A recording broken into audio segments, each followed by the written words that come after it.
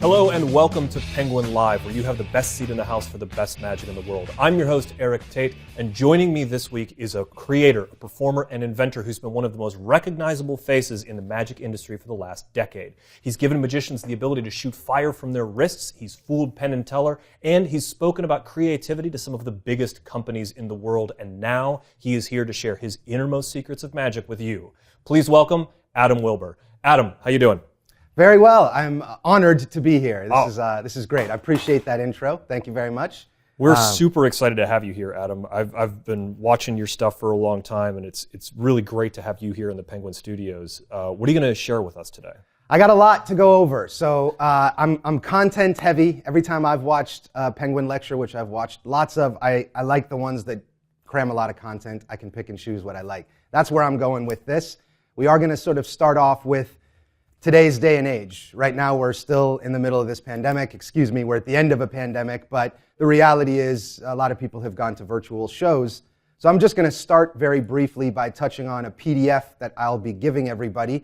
It comes along with this lecture, and the first part of that is simply my setup. It cost me about $700 to set it up, and I've done over 60 virtual shows with a very simplistic setup. So in the PDF, you'll see the very first couple pages are me outlining direct links to all of the items I've used, and then I actually take you into my office and I show you. I just changed my regular office into a virtual studio.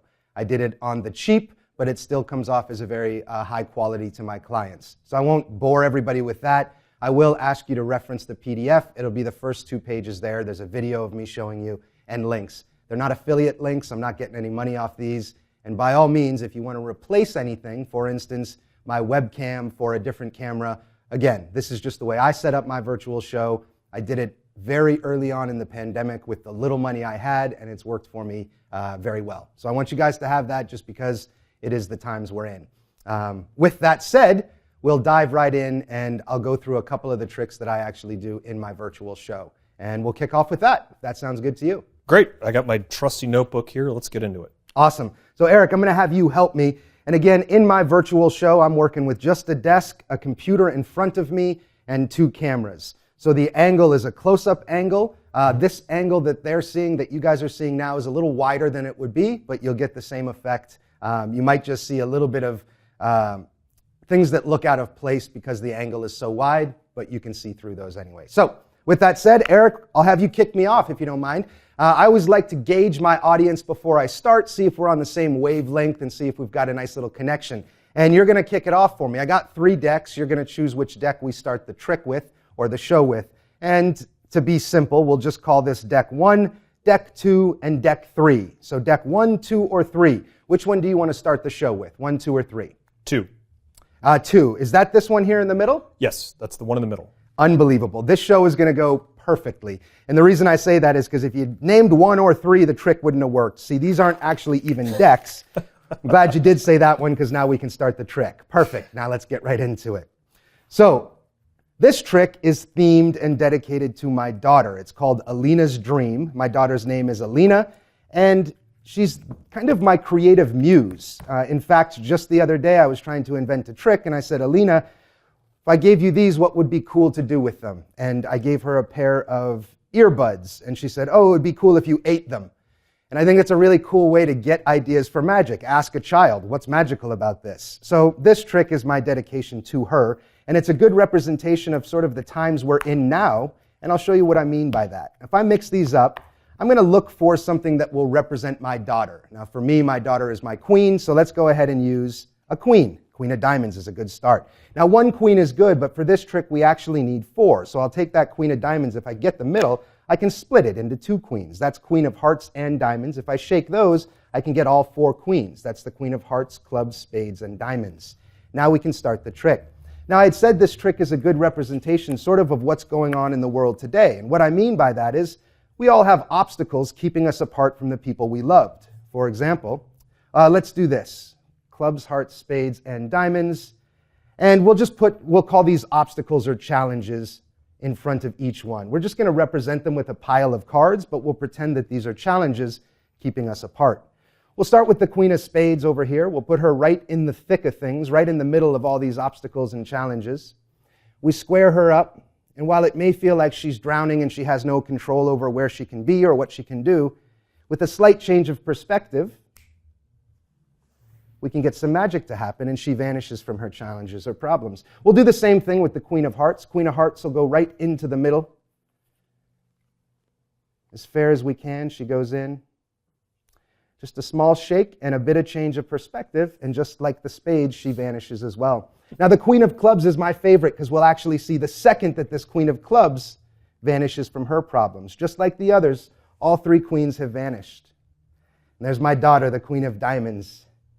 We do the same thing, put her on her challenges and her problems, give one final change of perspective, and just like that, all back together again. Minus that one, because that shouldn't have been there, but that's not a problem. There you go. So that is Alina's dream. That is just my take on the McDonald's Aces, and I'll walk you through it. Pretty simple. I really like that, and I think one of my favorite parts of this, because I've seen a lot of versions of McDonald's Aces, but what I like a lot is that last thing, those queens appear face up, which is really powerful, because a lot of times they appear face down, you got to turn them up or whatever, and that it keeps that symmetry in the routine going. It's really great. Thank you, and I will not take credit for that at all. That is actually a good friend of mine, John Gustafaro's idea. So I showed this to John, and he said exactly what you said. The way I used to end this effect was having an actual pile of cards here. Mm-hmm. The last queen would come over, I would do this, and the queens would be there. And John said, why not get rid of those? Yeah. And it really, that little addition really does add a lot of impact, because it's now a disappearance of a packet of cards, an appearance, and a transformation, right? So they've transposition. It's something like it's almost like a lopsided transposition, or like any time where you're not just changing the colors of the cards, but also the orientation and the number that's there. It really ramps up that surprise. I couldn't agree more. I think, I've done it this way for a long time with the packet, and then as soon as John saw it and gave me that tip, I haven't done it any other way since then. So what do you need for this? Well, McDonald's Aces is a classic, and one of the tricks that I just fell in love with the second I saw it.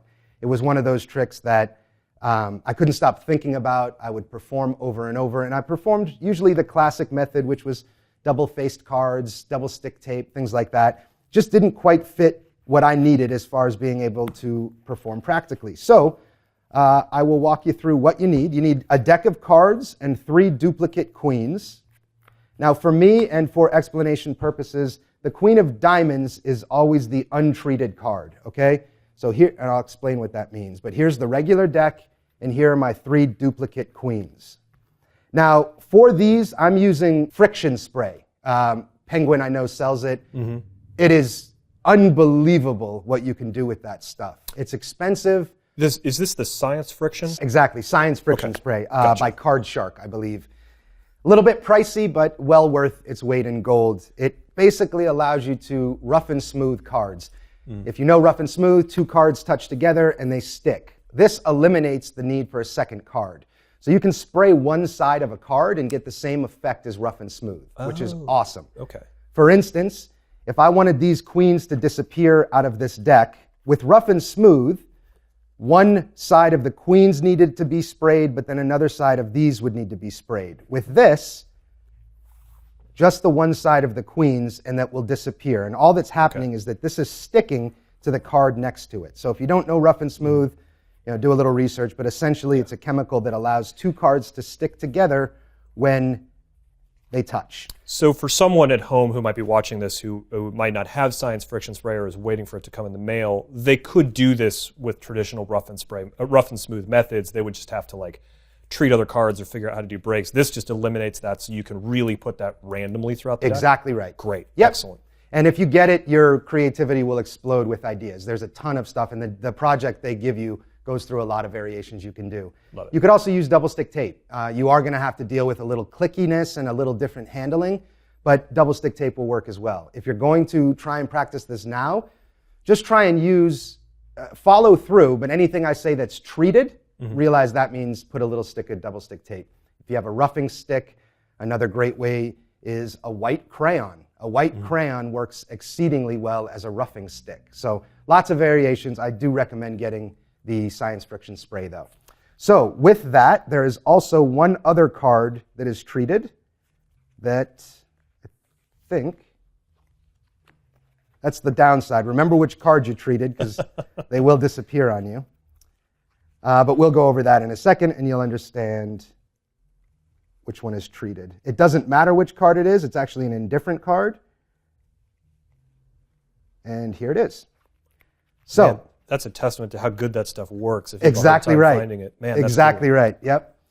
Okay. So regular deck is here. Non-treated, just a regular deck. You're going to pull out 3 duplicates. As I mentioned, my Queen of Diamonds is always my lead card. I just remember that, so I'm not using the Queen of Diamonds here. It's Spades, Hearts, Clubs, and an indifferent card from the deck. I spray these, I treat these. So I'm going to spray the face of these 3 and the back of this one. If I'm using double stick, small piece of double stick on all of them. Okay? And that's it. That's the setup as far as gimmicking the deck. Next, I'm going to take my Queen of Diamonds and put it with the treated cards. The other queens, in alternating color order, go face up on top of the deck. And then this treated indifferent card, which is treated on the back, covers those queens. Okay? And that allows for, when I get to this point, if I put a card on top of it, that card disappears behind it. Okay? So that's why we treat that. So that is the setup. Regular queens, indifferent card treated on the back. These are my 3 treated cards and the Queen of Diamonds. I'm going to stack them in chased order, clubs, hearts, spades, diamonds from the top. And that goes here. The one main thing is to not put a treated card here. I do want that Queen of Diamonds, which is untreated on the face, to go here. That's just going to make it easier to separate when I need it. Okay? That's the setup. So as the opener, I did the Disposable Deck by David Regal opener. This stuff is great. I don't have them with me, but you can buy them at Penguin. They're awesome. It's a disposable deck. It's a piece of paper you fold up that looks like a deck, and the sky is the limit with possibilities. What I did find is it's a really great way to grab them on a Zoom show and call somebody out from the beginning. Because for me, I want that energy. That's what I sell my clients, a high-energy show. So from the very start, I'm saying, hey, I'm going to call on someone.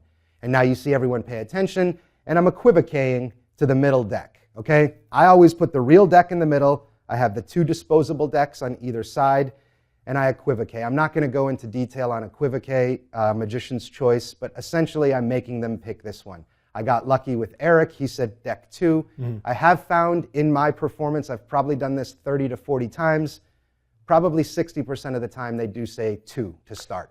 But if they don't, go ahead, Eric. But just for someone who may not have a lot of experience with equivocate, if they pick 1 or 3, ask them to pick another one, and then... Sure, well, let's walk through it real quick. Yeah, let's just briefly walk through it, just in case someone may not Absolutely, have done sure. before. Let's pretend these are the other 2 decks. Yeah. So I'm saying A, B, C. Eric, do me a favor. Name one of them, A, B, or C. A. A, great. I'm going to push this up slightly. That leaves B and C. Which one do you like? B. You like B? Yep. Beautiful. I'll put C up with A, and since you like B, that's the one we'll use. Okay. Let's try one more. Let's say we were at the same position. You said A, and then I said B or C. C. C, great. We'll push that one up as well. Getting rid of those 2, leaving me this one to focus on. Great. Okay, so there's people that do much better work than I do on equivocate. I would recommend studying Max Maven and those but that's a simple way that I get into the show. And again, starts with kind of a high energy and puts somebody on the spot from the start. I do like calling out the event coordinator or the VIP in that Zoom meeting to start it.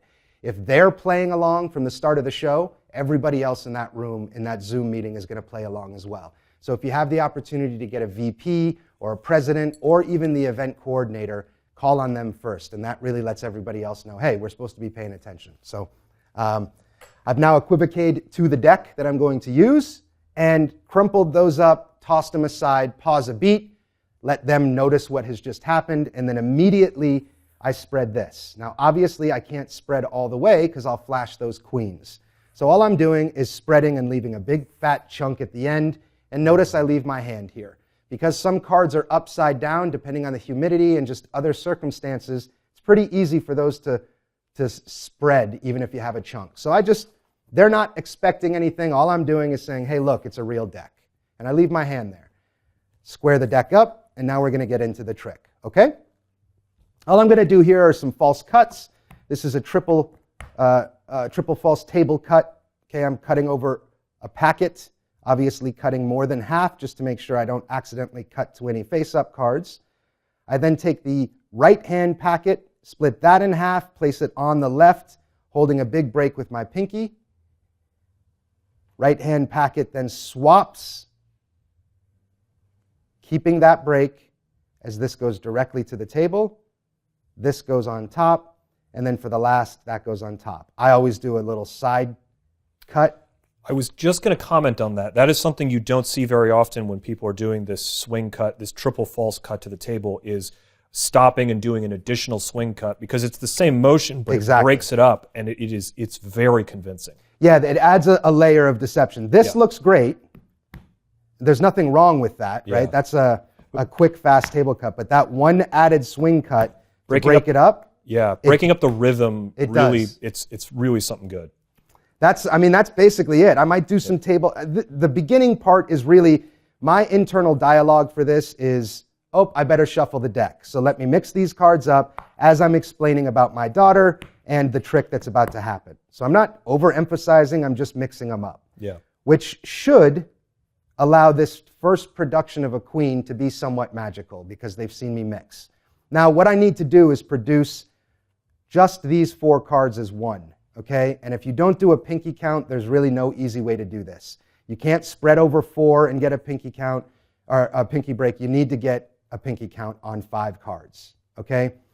I'm not going to go into it, but if you do a pinky count, awesome. If not, you need to learn one. That's the only advice I have. It's one of the moves in Magic I think people skip over that really you shouldn't skip over.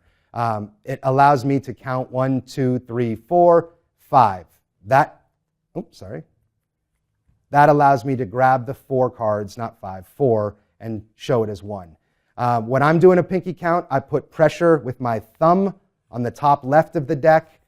This part of my hand works as the bending point, the friction point, and then my pinky is very far down, and I just let it 1, 2, 3, 4 come off one at a time. Obviously, I'm not doing it like this, because they'll notice, so anytime I pinky count, I'm in this position, and just a casual holding position, which frees me up to do everything I need to do, sight unseen, okay? So I'm going to pinky count 4, 1, 2, 3, 4, and I'm going to do a swivel turnover. I know that's not a great way to turn over a multiple card, but it's just a lot easier than trying to keep all the edges flush and not flashing. So I'm going to grab at the break, swivel, put it back on, and show the Queen of Diamonds. That allows me to re-grip and not flash any big edges. I then grab it from over top as I set the deck down. Again, I'm just covering that front edge to cover the 4 cards as I show the Queen of Diamonds. I'm saying 1 queen is great, and I'm just casually flashing both sides of it. 1 queen is great, but I really need at least 2. So I'm going to split this first queen. And all I'm doing here is actually feeling for 2 cards. But again, I kick the angle to myself. So as I do this and feel for my 2 cards, they don't see anything until I'm here. And now they should start seeing the card peel. And all I'm going to do is snap it off. So they get a nice little snap sound. I say 1 queen is great, but we actually need at least 2. So these are pretty easy to hold without splitting because they're roughed. So I'm just going to flash both sides of 2. These are both doubles now. Place the Queen of Diamonds behind and re-grip. All right, so I've re-gripped all 4 cards as 2 from underneath. I'm going to shake up once, and on the second shake from underneath, I'm just doing this. I'm just spreading the cards like that. So in real speed, Queen of Diamonds, actually we need more than 1, so we'll split it into 2. If I take those 2 queens and shake them, you can see I get all 4. All right? And that science friction spray must help a lot in handling those doubles. It really does. Yeah, I mean, this is something you can't do with double stick tape. I thought you were like crazy good at handling doubles until I realized that those were the science friction cards. That's a great use for that spray. It really does. Beautiful production. It really does help with it. I do this production without the science friction. It is pretty easy because we're re-gripping throughout the whole thing. Mm-hmm. But the science friction, I mean, you could toss them to the table and that not so there, good. but normally you could. So we split 2, shown front and back, shake, got all 4, and then I lay them down. Queen of Diamonds goes to my far right because that's the untreated queen, okay? If you're switching it up, just remember the untreated queen goes here. I'm now going to pick the deck up again. I might add another couple false shuffles. You don't need to, but I'm now going to explain each one of these will get a packet of cards. What I want them to think is that I'm just placing cards randomly in front of each pile, or in front of each queen. What I'm really doing is I'm pinky counting 4. That's why I screwed up. I had my numbers. Pinky counting 4, 1, 2, 3, 4, which is going to give me the 3 untreated queens and that treated indifferent card. So if I have a break on the 4, which I've just pinky counted, I transfer that to my right hand as I start laying piles of cards down. I'll lay it down here, here. When I get to the 3rd pile, I cut to the break, and that goes there. Okay?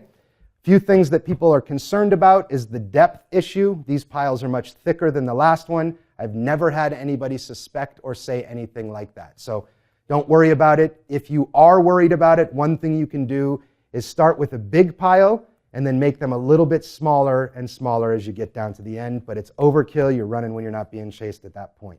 1, 2, 3, 4. I've got my break. I'm going to say each queen gets a pile of cards, or we could call them circumstances or challenges. I do a lot of corniness in my scripting. Some people love it, some people hate it. It's who I am, it's how I perform. I understand that there's some cheese element to this, but in my shows, I want to start on that high note. I'm being hired to let them forget about the pandemic and all the craziness, so I'm just trying to let them know from the start. Just a slight change of your perspective could take this obstacle or challenge and turn it into something positive. So that's the theme I'm going with. These are the obstacles and challenges that each queen will be faced with. The rest is really pretty self-working. I'm going to take that first queen, put it on top, and lift up half the pile so I can leave her in the center. Now I leave her off-centered so they can see she's really going in there. Square it up, pause a beat, and because of this, because of the friction spray, I can spread and that queen vanishes. Okay? Now this angle with the camera, you can kind of see the double card, but again, nobody's really looking that close, and they're usually looking from a little higher up. That's the vanish of the first queen.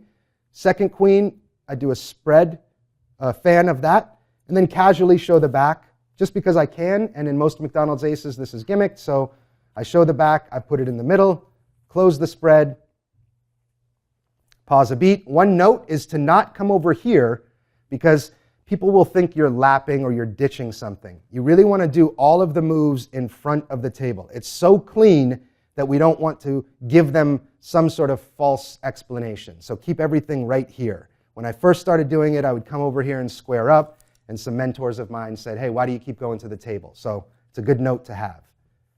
That one disappears next. Queen of Spades. Now I'm going to come over and do a side steal color change. Okay, so there's a million ways to do this, but basically, as I put this on top, I've come over, this goes on top. As soon as my hands come over, my left hand from underneath kicks this card into my right. It hits my right pinky and then pivots into a palm. So it's really my pinky and that palm which is stealing it from the deck. Okay? So from here, I can come over. It's stolen at this moment. I've got it palmed off. I immediately come back and sort of re-grip, curling this finger in, which gives a nice empty look to it. Square it up, and then as I wave, I'm going to drop it and continue the wave. It's going to take some practice, but it really is a beautiful move that you can do in lots of different effects. Okay? So they see it go. Same idea. I want to do that kind of up in the front and then come over here, never coming back to the end of the table. That one goes. And the last one, remember our setup is 3 regular queens and an indifferent treated card. So one thing you need to be careful about is when you put this queen on top that you don't spread anything. All right? This last queen comes over, I put it on top, and again, come in front of the table without coming behind, waving on those, push down, and as I spread, that indifferent card is now stuck to the back of the queen, and you're good to go. That's the end of it. So that is Alina's dream. I hope you enjoy that one. That's a phenomenal handling of McDonald's aces without the McDonald's aces gimmick. That's really, really good. Thank you very much. It had me fooled for a couple of beats because I was looking for those double-face cards and they weren't there. So yeah, that's awesome. Phenomenal. Thantake you. What a powerful way to start the lecture. Where are we going from here? So next we are going to go into, again, some more of the, I'm going to take take a look at my notes here, but these are really good to play for virtual. These aren't things that, this one specifically, I don't do a lot in the real world, but I love this for virtual. I call this a magician's warm-up, okay? And it plays well because, let me find the right one here. What I would do at this moment is come out and say, now, thank you all for being here. You know, it's a true honor to be with blah, blah, blah company. One of the questions I get asked frequently is, well, how do you practice? How do you warm up before a show? You know, singers go through their vocal exercises. What does a magician do? I say, well, I'll tell you. See, the thing about magic is we use props, but all props are different. Even decks of cards. Every single deck of cards has a little bit of a different feel. And it's problematic if we're a sleight of hand artist or a card mechanic, some people call them. Because if I buy a deck in Florida, it might have a substantially different feel than a deck here in New Hampshire. So we always have to warm up our hands a bit. So if you bear with me, I'm going to warm up my hands a bit, and I'll try and make it look cool for you as we do that. The first and hardest part of any card trick is opening the package, because they do not make these things easy to get out.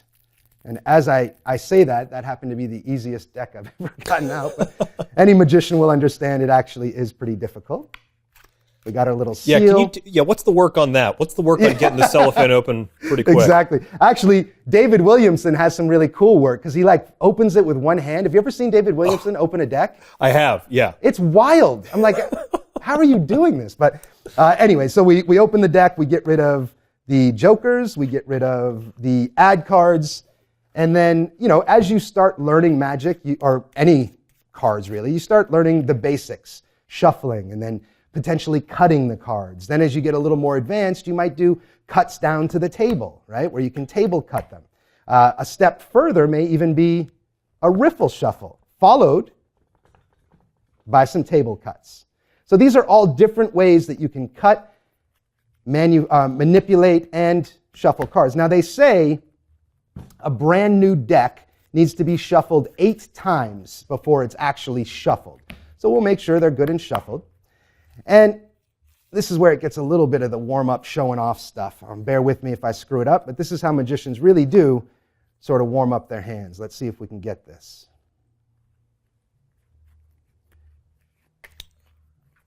Fancy. Get to here. And the last, but the hardest. Come on. And then 1, 2, 3. And if I've done my job, that should be, how'd we do? Yeah, pretty mixed up, thoroughly mixed. All right? So you may ask yourself, that's all well and good, but at the end of the day, why? What are you actually going to do with that? It's not like you're getting any good cards or a decent poker hand out of that. So the warm-up continues.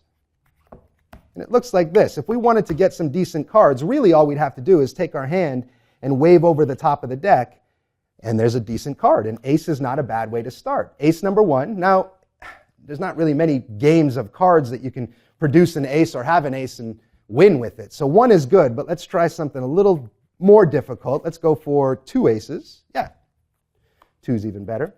This is my favorite one because it happens right in front of you. Say, watch. Should be ace number 3. Yeah, 3 down, 1 to go. This is my all-time favorite. You say rise, and all 4 aces should rise right out of the deck. That's 1, 2, 3, and 4. So the next question I get a lot is, well, that's cool, but how did you do that? It's actually really simple. I cheated. I used marked aces. Now, if the aces are marked, I know where they are at all times. It makes it a much easier trick.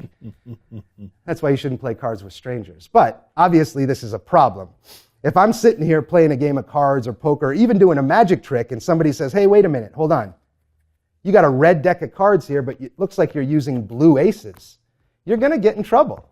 That's where we come in with what's called the magician's switch. It's a bit of a sleight of hand misdirection kind of move. I'll show you what it looks like. If they start noticing my blue aces in a red deck, I just go, oh, hey, can you hand me that deck over there?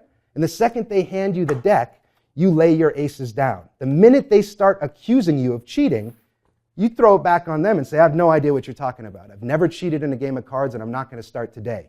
These are red aces. Everything's on the up and up, and now we can begin the trick. All right? And if you wanted to clean up, you could come here. If I had a Savant, I would ditch what I needed to ditch and we'd be clean. All right, so this is called a magician's warm-up.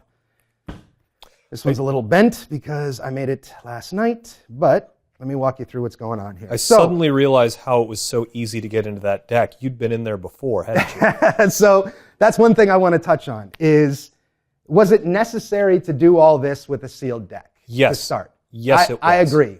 I think it is. And now it's just magicians at home watching. But if I did it with, it's not a lot of magic, but it's a step towards conviction, right? So if I can take an extra 5 minutes, cut the bottom of a deck, open it up, and stack the deck the way I need to, and then reseal it. It takes me 5 to 10 minutes, but it gets me one step closer to conviction in my spectator's mind. So I'm not ever saying regular deck of cards. I'm saying all cards are different, depending on where you buy them. Florida, New Hampshire, whatever, they're all different. But I'm never saying this is a normal, regular deck. I'm just taking it out of a deck, which everyone's seen. So I eliminate the need to overprove anything, and I get that step closer to convicting people. Yeah, it's a regular deck. So the first time they see an ace appear, even to magicians, they may be thinking, how the heck did he flip that over so quickly? And then at the end, when the colors change, for a magician, of course, they're going to go, ah, man, he sealed the deck. But for a lay audience, again, it's just sort of guiding them to conviction. So I don't have to do any work to convince them of what they should already know. It's a regular deck. So it was a fun, playful way to start with the lecture. I don't do this in every show, especially virtual shows. But if you have the opportunity to go a little bit of an extra mile to lead them where we want to take them, why not do that, right? That's, in my opinion, our job as a magician, is to make it as easy as possible for them to come along on this ride of wonder. Right? And if we're standoffish, or if we're over-proving, or any of the things that you see maybe unexperienced performers do, it's just disconnecting them from that opportunity to, hey, come along for this ride with us. I disagree with you on one point. Please. Magicians never think that you sealed the deck. I have consistently worked across the United States, getting to a gig the night before, breaking into a deck, doing a bunch of stuff to it, resealing that deck, and then going to do the show. And I get a lot of comments about the show, but no one ever has accused me of breaking into a deck and resealing it, because very few people will go to the effort. And it is absolutely worth your time and energy to do that. I couldn't agree more. Are you going to be teaching us how to break into and reseal the deck today? I absolutely will. Oh, that's fantastic. I don't think this is my method. This is just the easiest way that I could think to do it. I'm sure somebody's come up with this much before me. Yeah. Quite literally taken an X-Acto knife, and we get a close-up. Yep. All I'm doing is cutting here, here, and on this front panel. So that makes this bottom one a flap. You can't really see, well, you sort of see, there's a piece of tape here, very small piece of tape here, here, and here. So all I've done, cut this open, drop the deck out. On this one you can't really see, but I just opened, you take an X-Acto knife and you cut that seam. Actually, I use Gorilla Glue on this. But you're not even taking the deck all the way out of the cellophane. You're just cutting open the bottom of the cellophane, then cutting open the bottom. No, I do take it out. Sorry. Oh, okay. So I open the flap, so it's flapped open. I dump the deck out, and then with it sealed, I cut the bottom open. Gotcha. So this will flap open. You do need an X-Acto knife, but you cut through that one layer. Yeah. Open that, dump your cards out, stack it, put them back in. I use Gorilla Glue or any sort of glue stick. Set it on there. Slide it back into the case, which is a lot easier than it may seem, and then 3 little small pieces of tape, one on one end, one in the middle, one on the other end. So as I'm performing, I'm not going to hand it to someone and say, hey, is it sealed? But I can very clearly come out, and if I make a point to say how difficult these are to open, again, I'm trying to convince them without saying regular deck, because look, it's sealed. I just say, oh, one of the hardest things about being a card magician is figuring out how to open these damn decks. And normally I'm struggling with it. So you open, pull out, and the seal is intact. And that's the way I do it. It takes me about 10 minutes per deck. But, like Eric said, it's worth it. It's very worth it. The only thing I'll add to that is occasionally you will get a deck that is sealed on the bottom where you can use an X-Acto knife to actually sort of like peel the layers back. And if you do encounter a deck where it's sealed that way, where you can use an X-Acto knife to peel that apart, you can reseal that together with a standard iron. Once you fold all that back, if you put an iron on medium, you can just touch the deck to it for a couple of seconds, and that heat shrink will go back. Very cool. That tape on the bottom is very convincing. Yeah, and again, they're seeing this, right? So I'm never even doing this, but if I'm holding it, I'm holding the bottom, and it works for me. They do make deck sealers I had a long time ago. It takes me twice as much time to use a deck sealer than it does to just prep it this way. Depends on what the end result is going to be, but for the way you're using this right there, that's a great way to break into a sealed deck and then reseal it back up. Yeah, I think it's, hopefully I fooled some of you out there when the color changed, but that's it. So this is called the Card Man's Warm-Up, and it's a fun way to practice, but it's an ace assembly, right? I'm producing, or an ace production essentially. What you need is a double facer. You need a regular deck.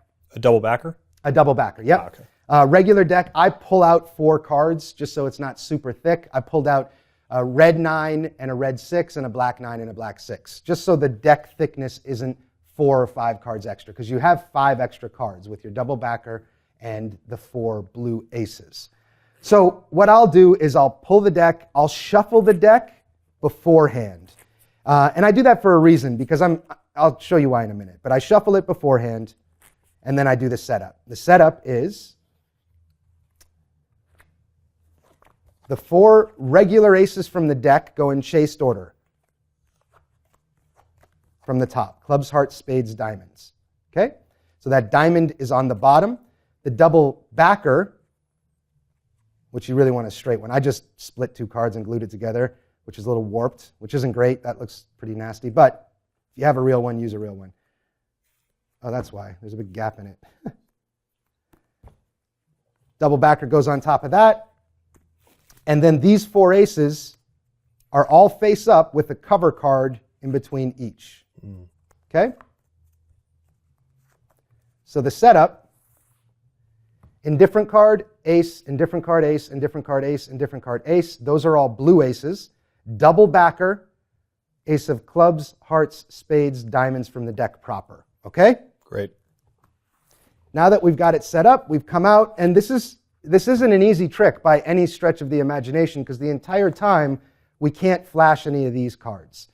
One of the main reasons I like doing this is because it's challenging. And if I get through it without flash, you might have seen my hands were a little shaky. It was very claustrophobic, but it's because I'm trying not to flash. So I like it. Some people are going to hate it. Some people are going to like it. This is where I go. I come out, I show the deck, and I explain. First thing you do is learn how to shuffle. Excuse me. Sorry.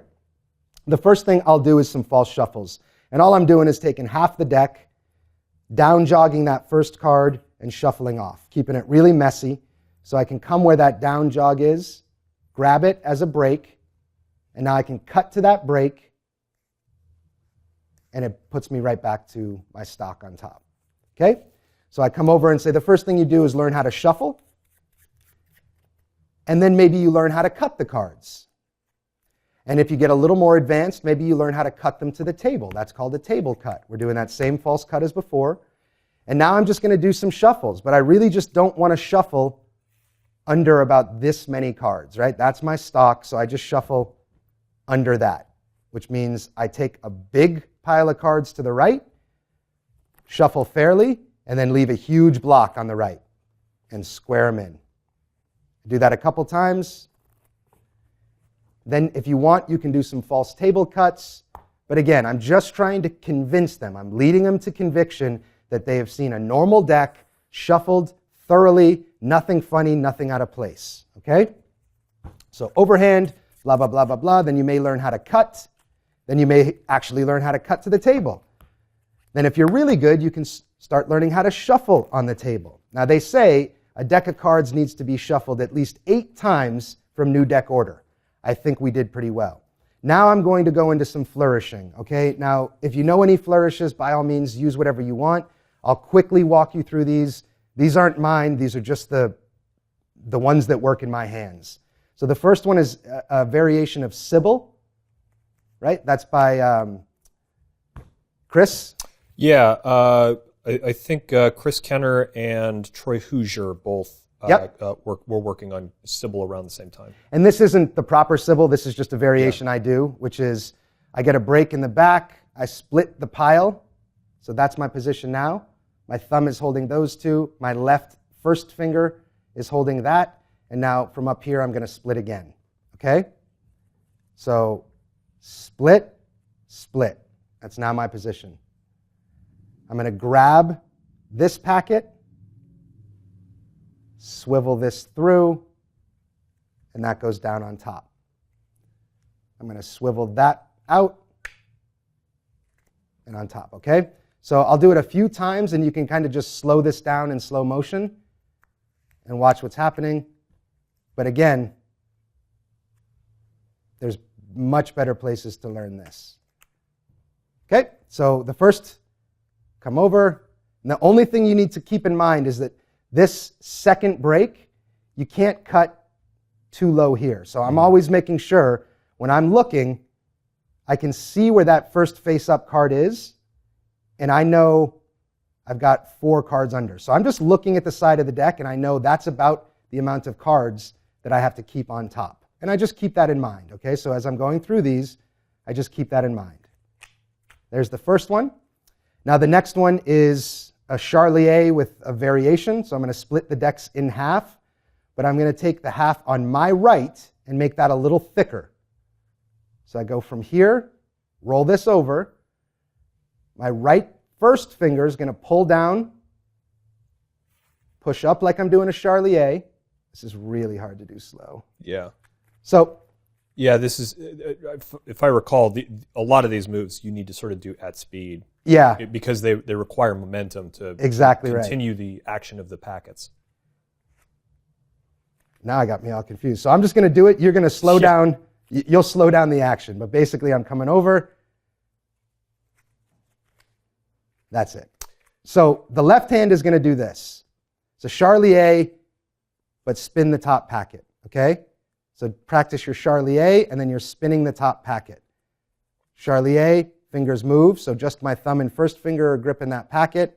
I kick it over to my ring finger here, which spins it around, and I close everything. It's not easy, but once you learn it, you'll be addicted to doing it because it's really fun to do. So that's the left hand, and the right hand is just doing a Charlier. So right hand does a Charlier, but instead of closing it, I stick my middle finger in there, which allows me to roll that one over and keep that top stock on top. One last time. Charlier, swivel, finger in, roll that over, roll that over. We're right back to where we were. And the last one, this I actually learned on Oz Perlman's card magic thing. Yeah. I don't know whose this is. It might be Oz's, but this is beautiful. It's just this. Okay? Yeah, I have no idea where that is from. It's just really neat looking. Yeah. I'll do it one more time.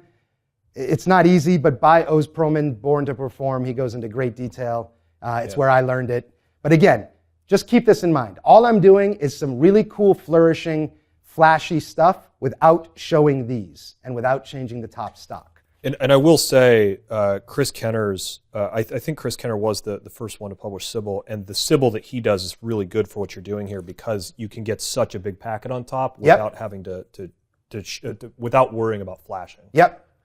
And again, any flourish you want to do, you could even just come out and do a bunch of false cuts and false shuffles and leave it at that. You don't have to do any of the flourishing stuff, but I do from here, show that, come over and say, this is how a magician warms up their hands.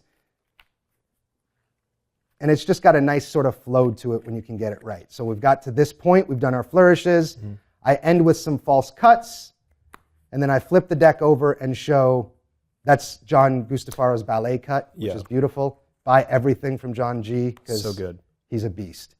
Then I can show the deck shuffled, and I'm just not going to show to here. So that whole sequence does nothing more than let them know it's a red deck, everything's normal, and I'm now at this point. And that, the reason you pre-shuffle the deck before you put it back in was so that when you get to that moment, all of this can be false and you don't have to think about anything. But when you show the deck, exactly right. it is legitimately shuffled. Yep, exactly right. All right, that makes sense.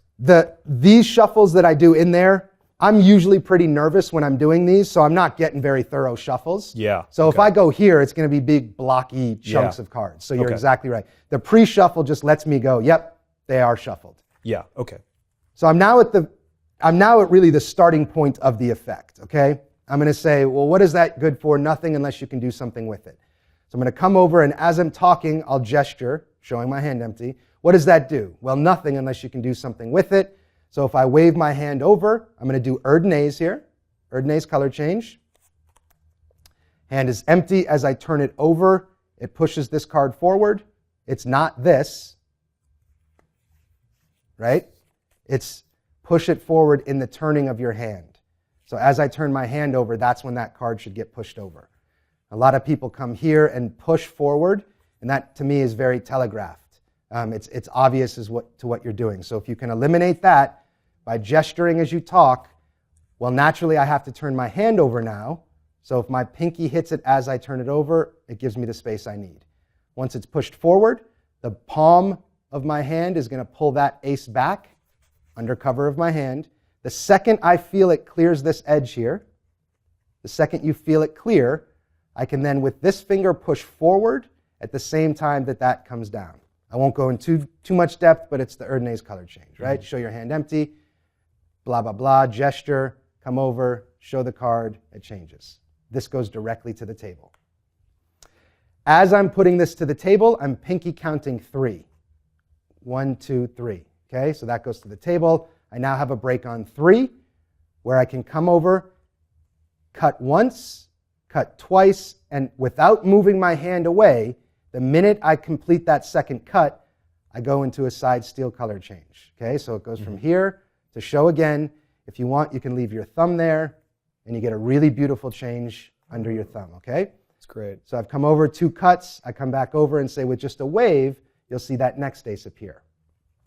All I'm doing here is the side steel color change, so I'm in position, leaving my thumb there, and as I go 1, 2, I come back. And if done at speed, the thumb is a really nice convincer that nothing has changed from the top, but it all happened underneath.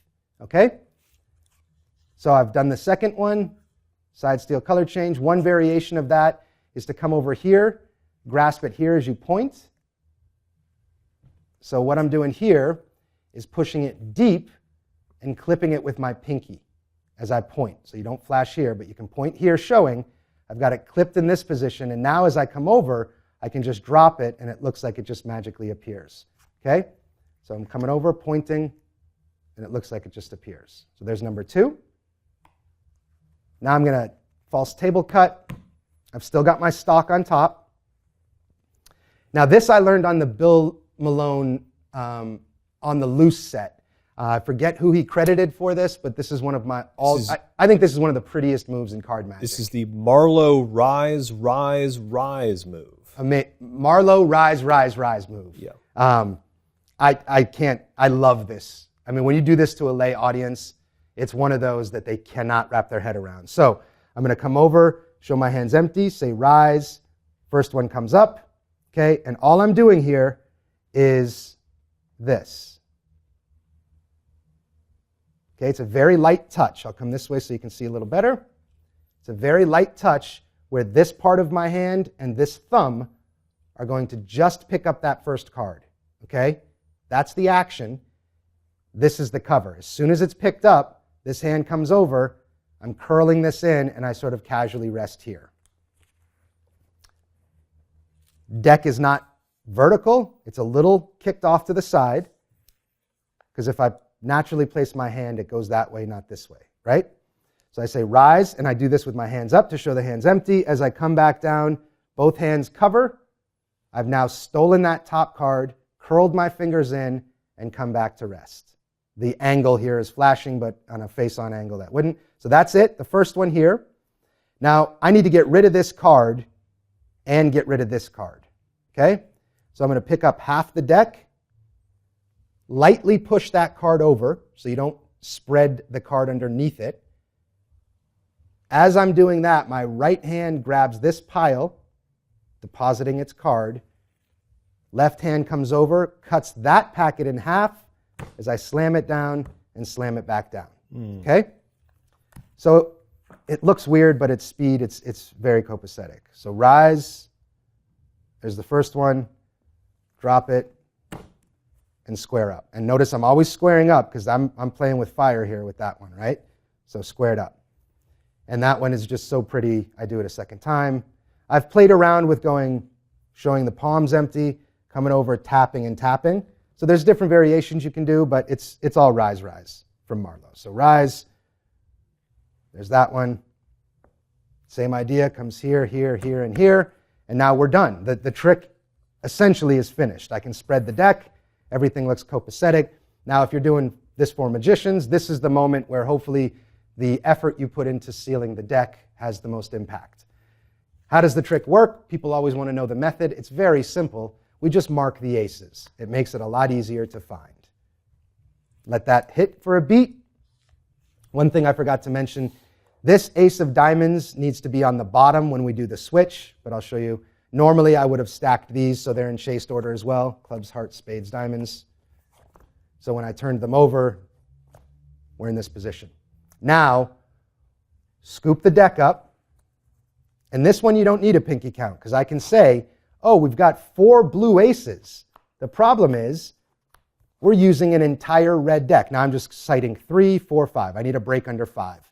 But I've got an entire red deck. Obviously, that's not going to fly, and I just kept a break under those 5 as I showed. You can also pinky count 1, 2, 3, 4, 5, right? That's going to give us a break under the 4 aces and the double backer. The note here is to make sure that ace of diamonds is on the face. So I come here, I tell them, oh, we do the magical move, the switch, whatever your presentation may be. I'm flashing that they're blue and leaving that on top. Now I've got a break under the 4 blue aces, the double backer, and the 4 red aces. So when I pretend to go grab a drink, I'm swiveling, right? I'm doing the shapeshifter change, essentially. But I'm doing it in motion. So normally I would have a deck here, and I would say, this is where you ask them, oh, can you hand me the deck? And the moment they go to hand you to the deck, which then I grab the deck, and now I'm just laying down what they think they just saw as 4 blue aces, spreading the cards, again, just like in Alina's dream, holding my hand here. And that's why a good double backer is important, because look how ugly and mangled that is. Yeah. If you have a normal double backer, it would look... That is gone. Wow, that was maybe the worst double backer I've ever made.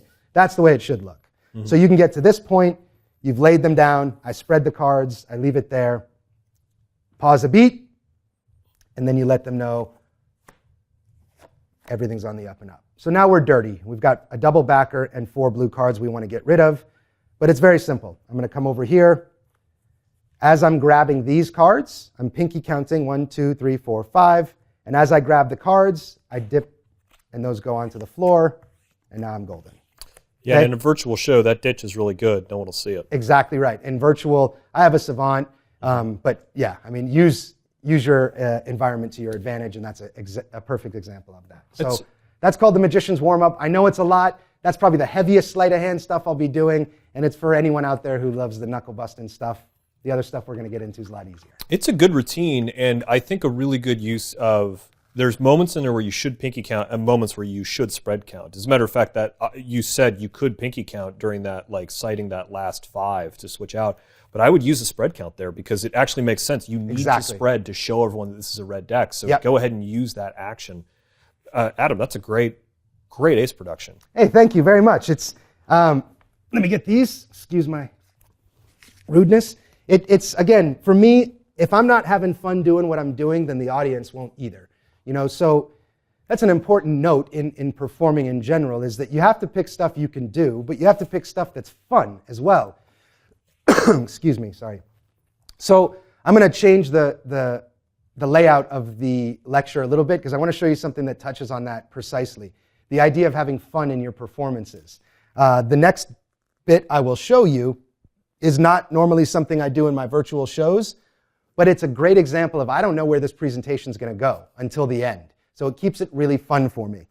This one is called What, Where, When, and Why. Great. So what, where, when, and why. And let me just, because we are filming it, I want to make sure I do this correctly for you all. Yep. Okay. It's the traditional Robert Houdin setup where you check it under the table before you perform, Exactly right. Yep, I've got my assistants down here just making sure. So this one is really fun, and it's very simple. But again, the presentation changes each time. I'll show you what I mean. What I have here, and Eric, you'll play the spectator for this. Sure. What I have here is, we'll do it.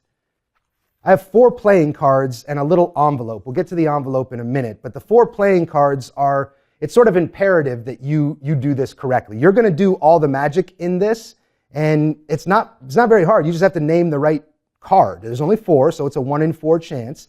But it could be the Queen of Hearts. It could be the 7 of Clubs, the 7 of Hearts, or the Queen of Clubs. Eric, free choice, no equivocate, nothing funny. The card you name is the card we'll use. Which card would you like?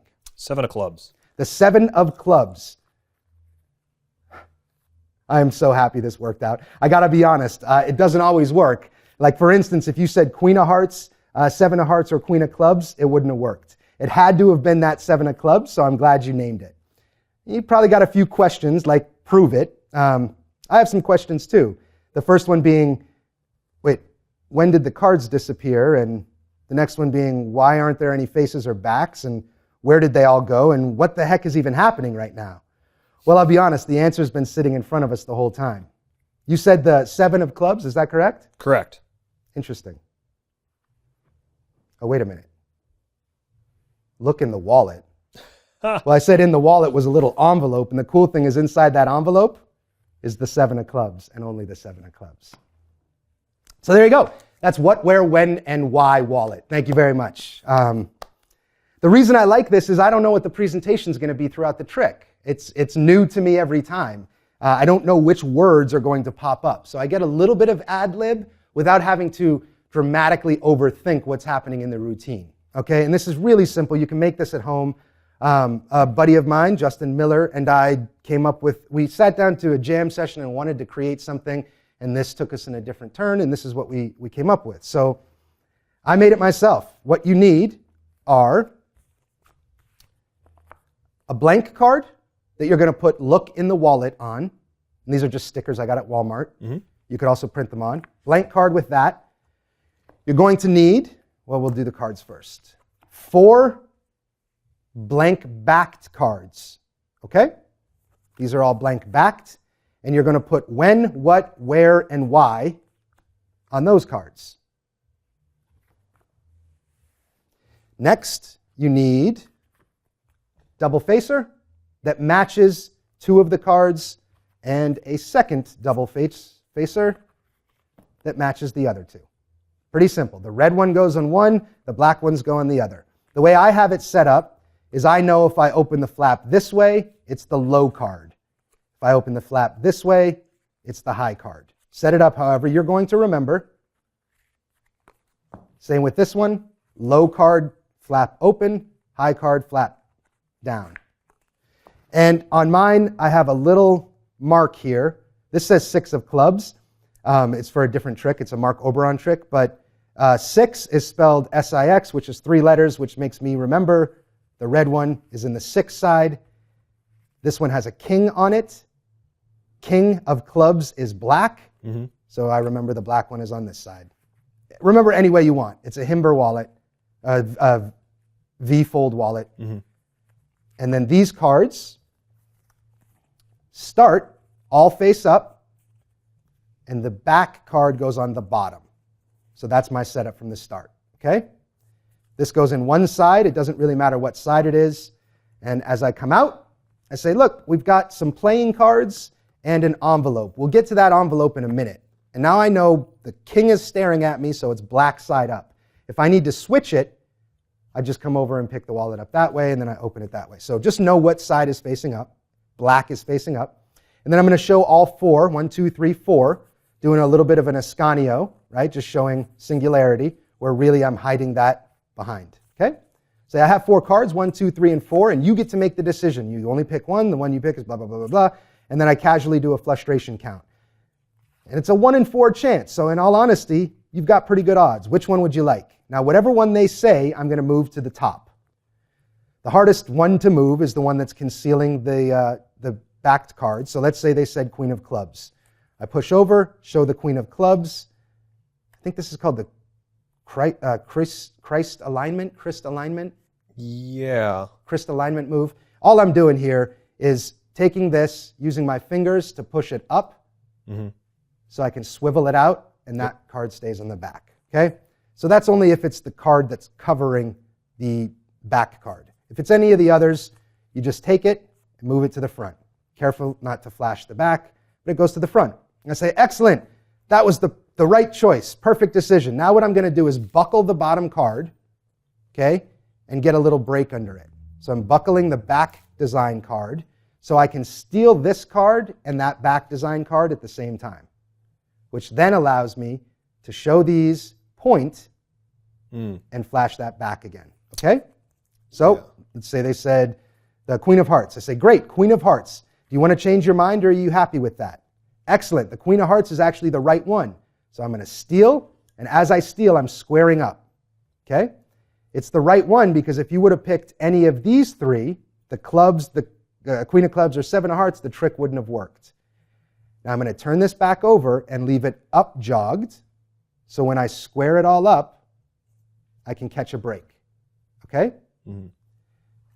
I can then turn this over as a double. And now I say, you've probably got questions. So do I. The first one being, so I don't know what this word's going to be yet.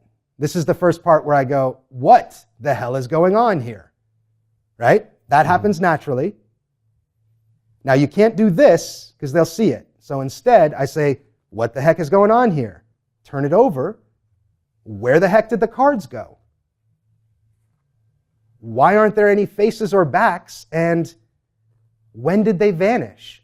Now again, I'm leveraging this double to flash the back. So I can come over here and say, oh, we've had the answer the whole time.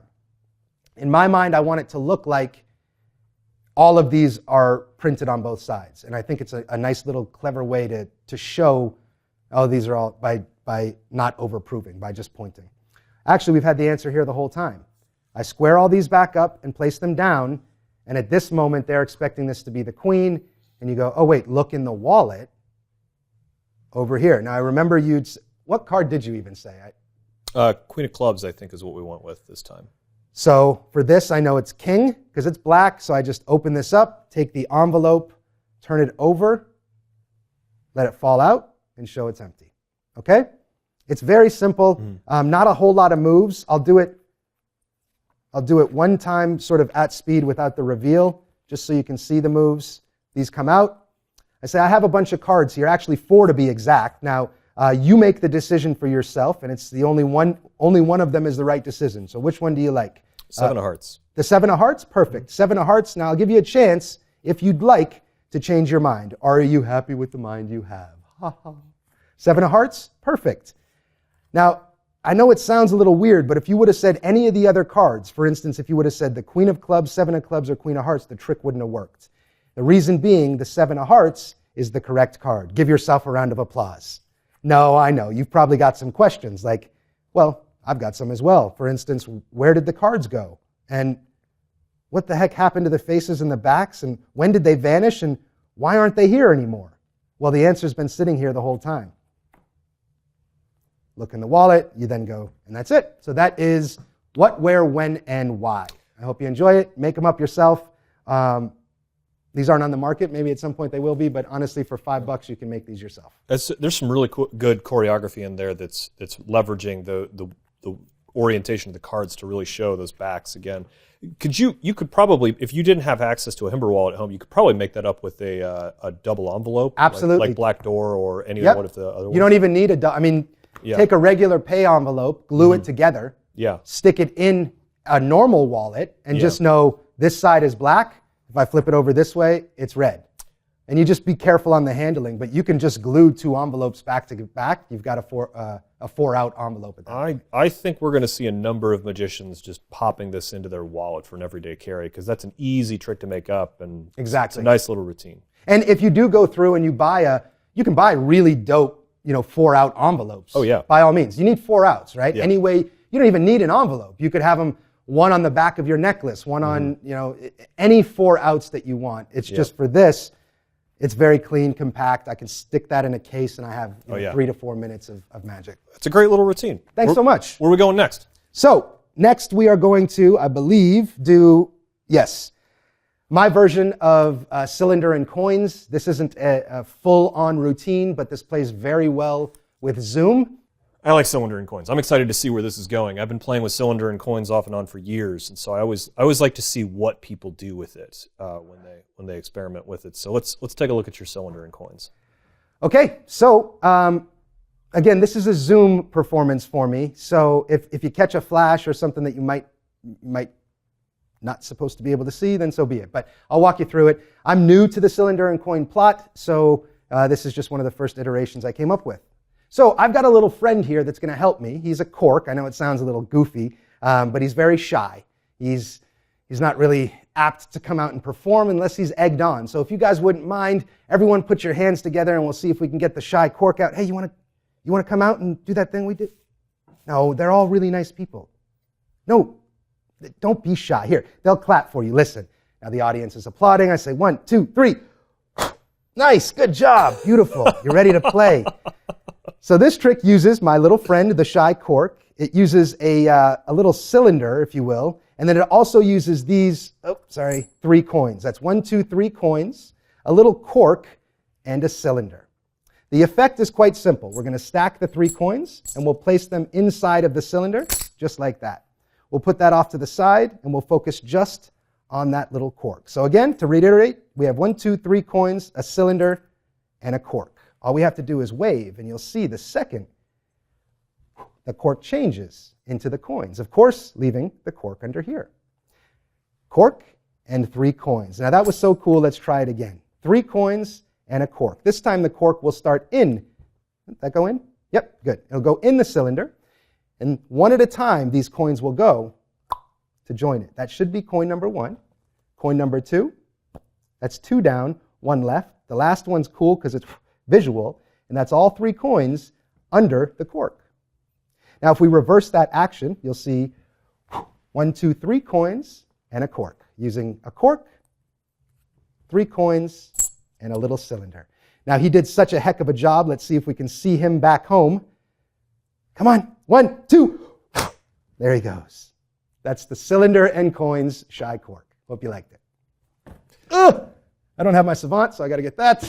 Okay. Let's walk through it. So let's just leave aside the routine. The best part of that is making the cork appear out of the cylinder. Yeah. That is my absolute favorite version of that. Awesome. It's so good. No, I like this. I've always liked cylinder and coins, and I've always wanted to see more people do it outside of like a formal close-up environment. So it's cool to see this making it into your routine. Take us through it.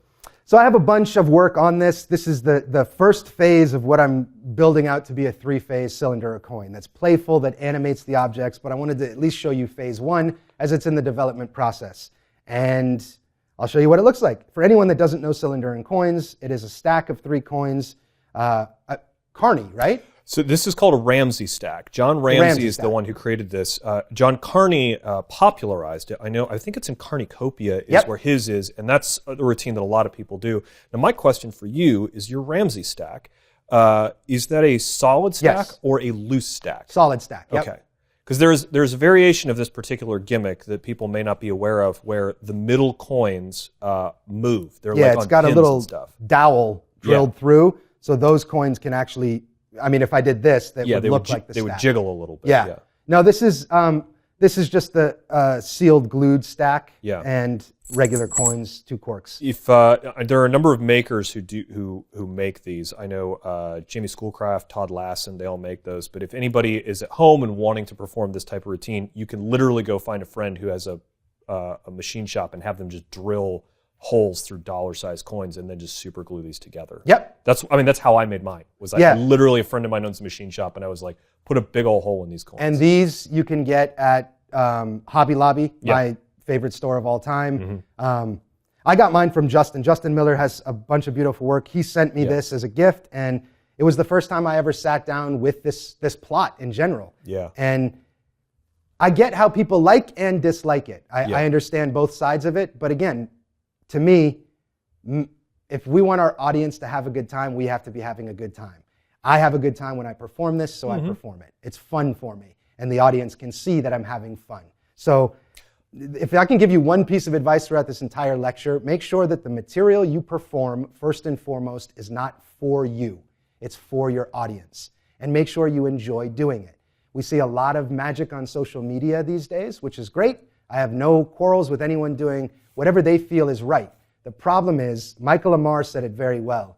Virtual shows are almost like airport sushi, right? It exists, and it's good, and we can eat it, but we realize that it's not great, and we start getting accustomed to it only being this airport sushi.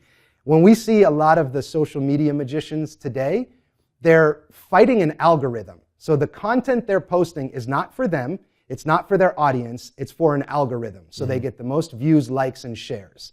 That is not how we should be presenting magic, because the general public sees multi-million, a few people I have in mind have millions upon millions upon millions of views. That's what a lot of the general public will then associate magic to be. And I think that's bad for magic. It's never going to kill magic. It's never going to hurt my career or anything like it. But if you really love magic and you're posting social media content strictly for algorithms and to get views, likes, and subs, you have to stop and realize that you're doing that for yourself. That is only so you have views, so you have likes, and you're missing what I believe is the most important part of magic, being able to give a gift to a stranger, being able to disconnect somebody from their real life for long enough that we can let ourselves into their world. And you can clearly see performers that are doing magic for themselves and experienced performers that understand the magic is about a gift we're giving our audience. That's my little soapbox. I don't want to take too much time, but for this, I thoroughly enjoy doing it, which is why I do it. And you'll see a lot of the magic I do, it's because I have fun doing it. And I think if we're having fun, then we really get to open the door for giving our audience that gift, right? Giving them something from us, something personal from us that we're giving to them. Instead of saying, let me have your attention. I'm stealing your attention so my views go up, so my likes go up. It's my 2 cents, but again, I don't think it's ever going to hurt magic. I just think, imagine how incredible it would be if the people that get that amount of views and likes actually did it for their audience instead of for their own personal agenda. Soapbox over. Thanks for listening. Well said. It's a very small soapbox. And I'm glad to see that you having fun with this trick. So let's dive in. You need your stack. Yep. Either set will work, but like Eric said, you can go make it yourself. 3 matching coins, 2 corks, and a cylinder. Now, this cylinder does need to be a bit pliable. I need to be able to squeeze it, and that's for one of the moves later in the routine. Now, I do have a question. That was my next question, was the cylinder. Yep. Traditionally, people use leather cylinders. I know I've got some work with a dollar bill. John Ramsey's original one was basically a toilet paper tube. Yep. That doesn't look like leather or a toilet paper tube. It is not. Well, it is leather. I don't have the end caps. Okay. But it's 3D printed. So the inside is 3D printed and wrapped in leather. That 3D printed plastic allows for that pliability, but also for it's rigid enough that it can stand up. That makes a lot of sense. Is that like a flexible plastic, right? Not a rigid. It's just a PLA monofilament plastic. So it is flexible, but like if I sat on this, it would crunch and crack. Oh, okay. So it bends, but not too much. Okay. And then the kit I have has an end cap and a top cap, and then it has one of those Livestrong rubber band things that goes around and holds it all in a self-contained unit. So when I'm strolling, I can actually perform this, go to a table, say, hey, you want to see one final one, and I can come out with a really cool... Those caps, by the way, that Adam is talking about is purely for transporting it. Exactly. It is not a part of the method. It's just a way to make it all sort of self-contained. Exactly right. I do also have a black art method of this that looks really cool. I'm not going to do it here, but when I'm traveling, I have my black art felt things that go in here so it doesn't rattle around either. But I won't shamelessly plug, but in my company soon, hopefully we'll be putting out the full project with this and we'll have kits, but we're a ways away from that. So this, 3 coins, 2 corks. The setup is, this has a little ridge on it, which keeps it from rolling. So I put it there and I line the cork up just on the butt end of it right there, okay? So it's just out of sight, butt end there, those 3 coins stacked.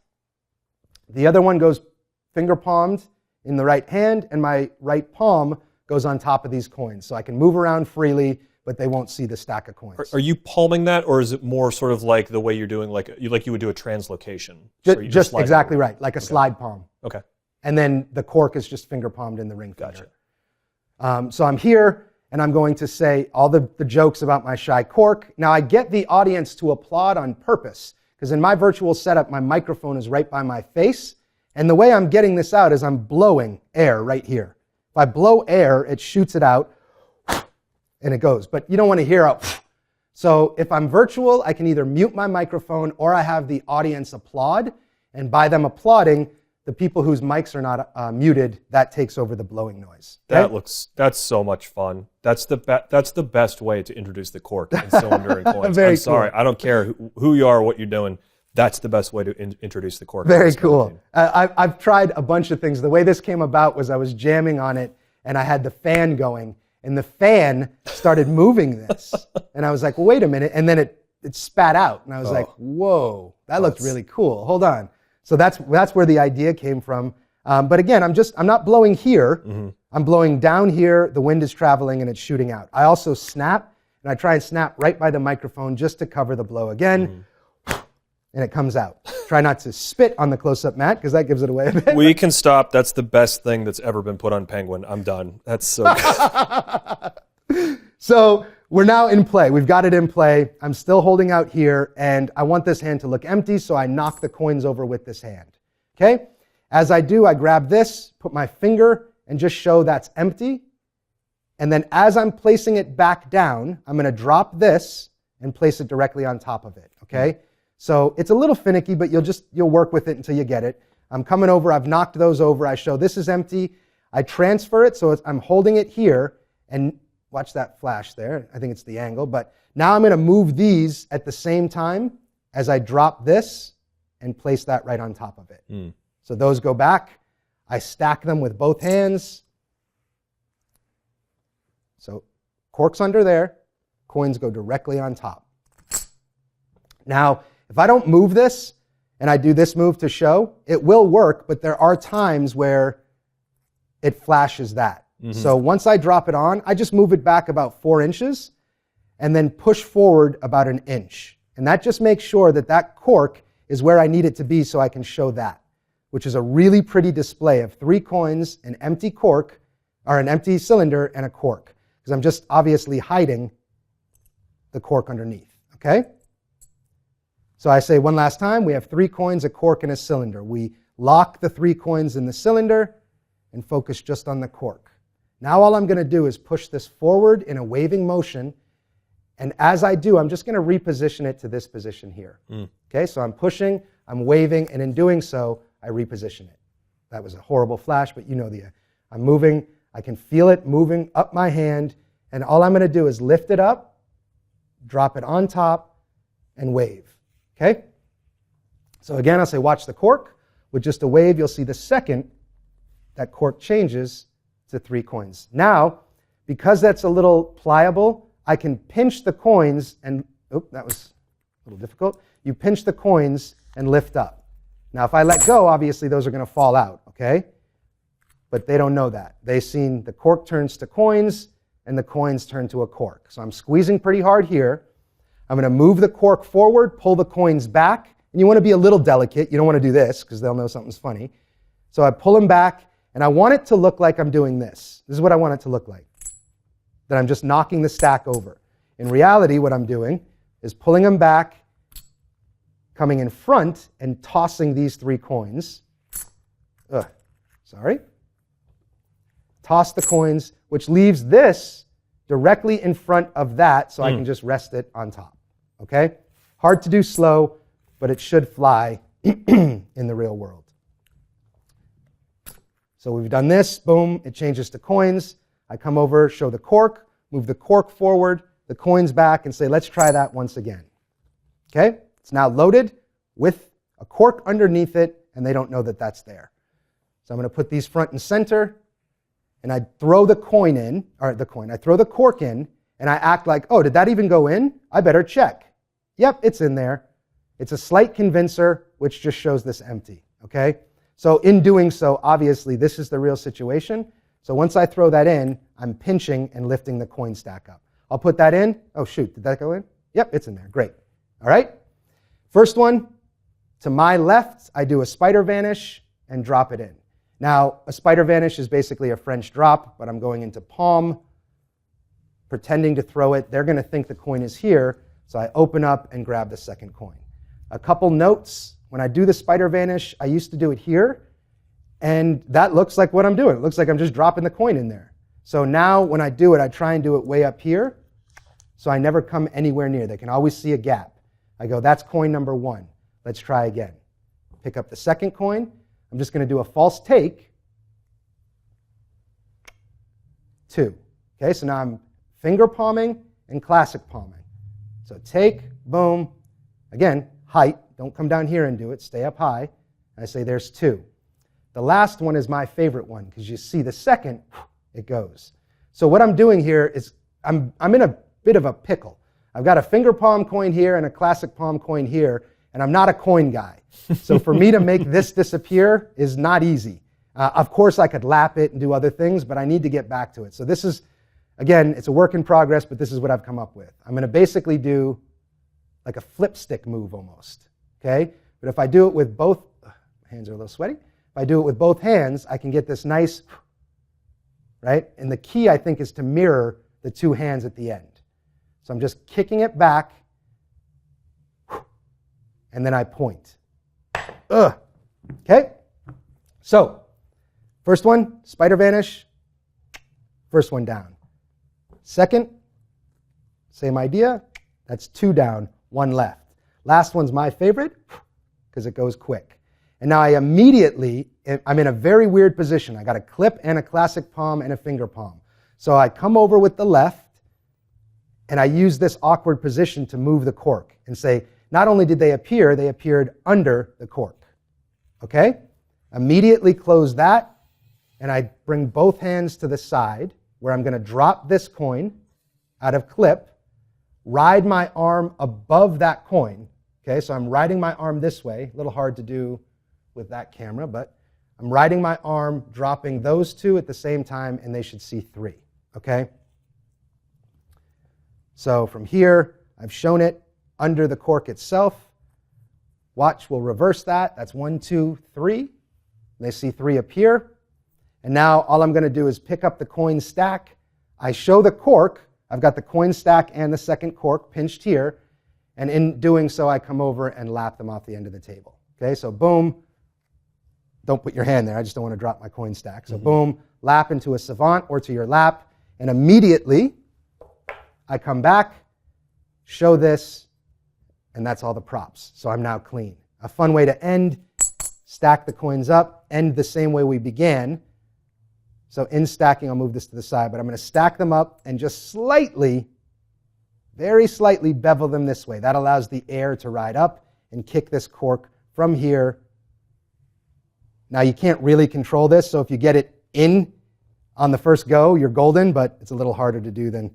So I'm going to do the same thing. Blow here and snap really loud by the microphone, and hopefully that will shoot in.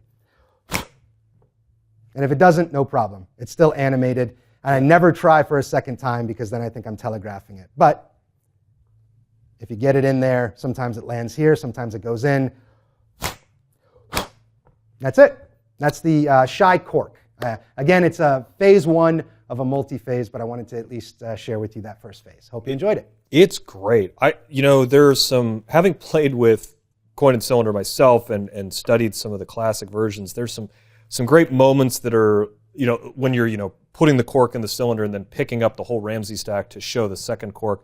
That really is an homage back to a lot of the original stuff. But there's some cool, innovative moves in here, and I'm hoping that people start playing with this because it's fun to see this routine outside of a formal close-up set. You really only see this trick at the castle. Yep. Yeah, or at Eric Mead's TEDx talk or something like that. Yeah, this is a great trick. I hope more people do it. I Thanks agree. for sharing that. That's great. Of course. It's work in progress, but that's a good routine.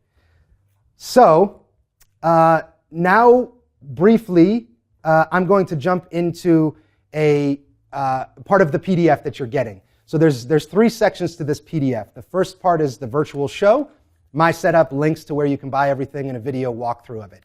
The second part of the PDF is how I personally go about framing a routine. So how I actually routine something or build on a prop that I've invented. The very last part of the lecture will be about the creative process, but all of that is encompassed into the one PDF. So briefly, I just want to sort of rush over exactly the procedure I'm currently using to form my show. So whether it's a corporate stand-up, a stand-up style show, a proper show, not strolling, but either a formal stand-up on stage or even a virtual show.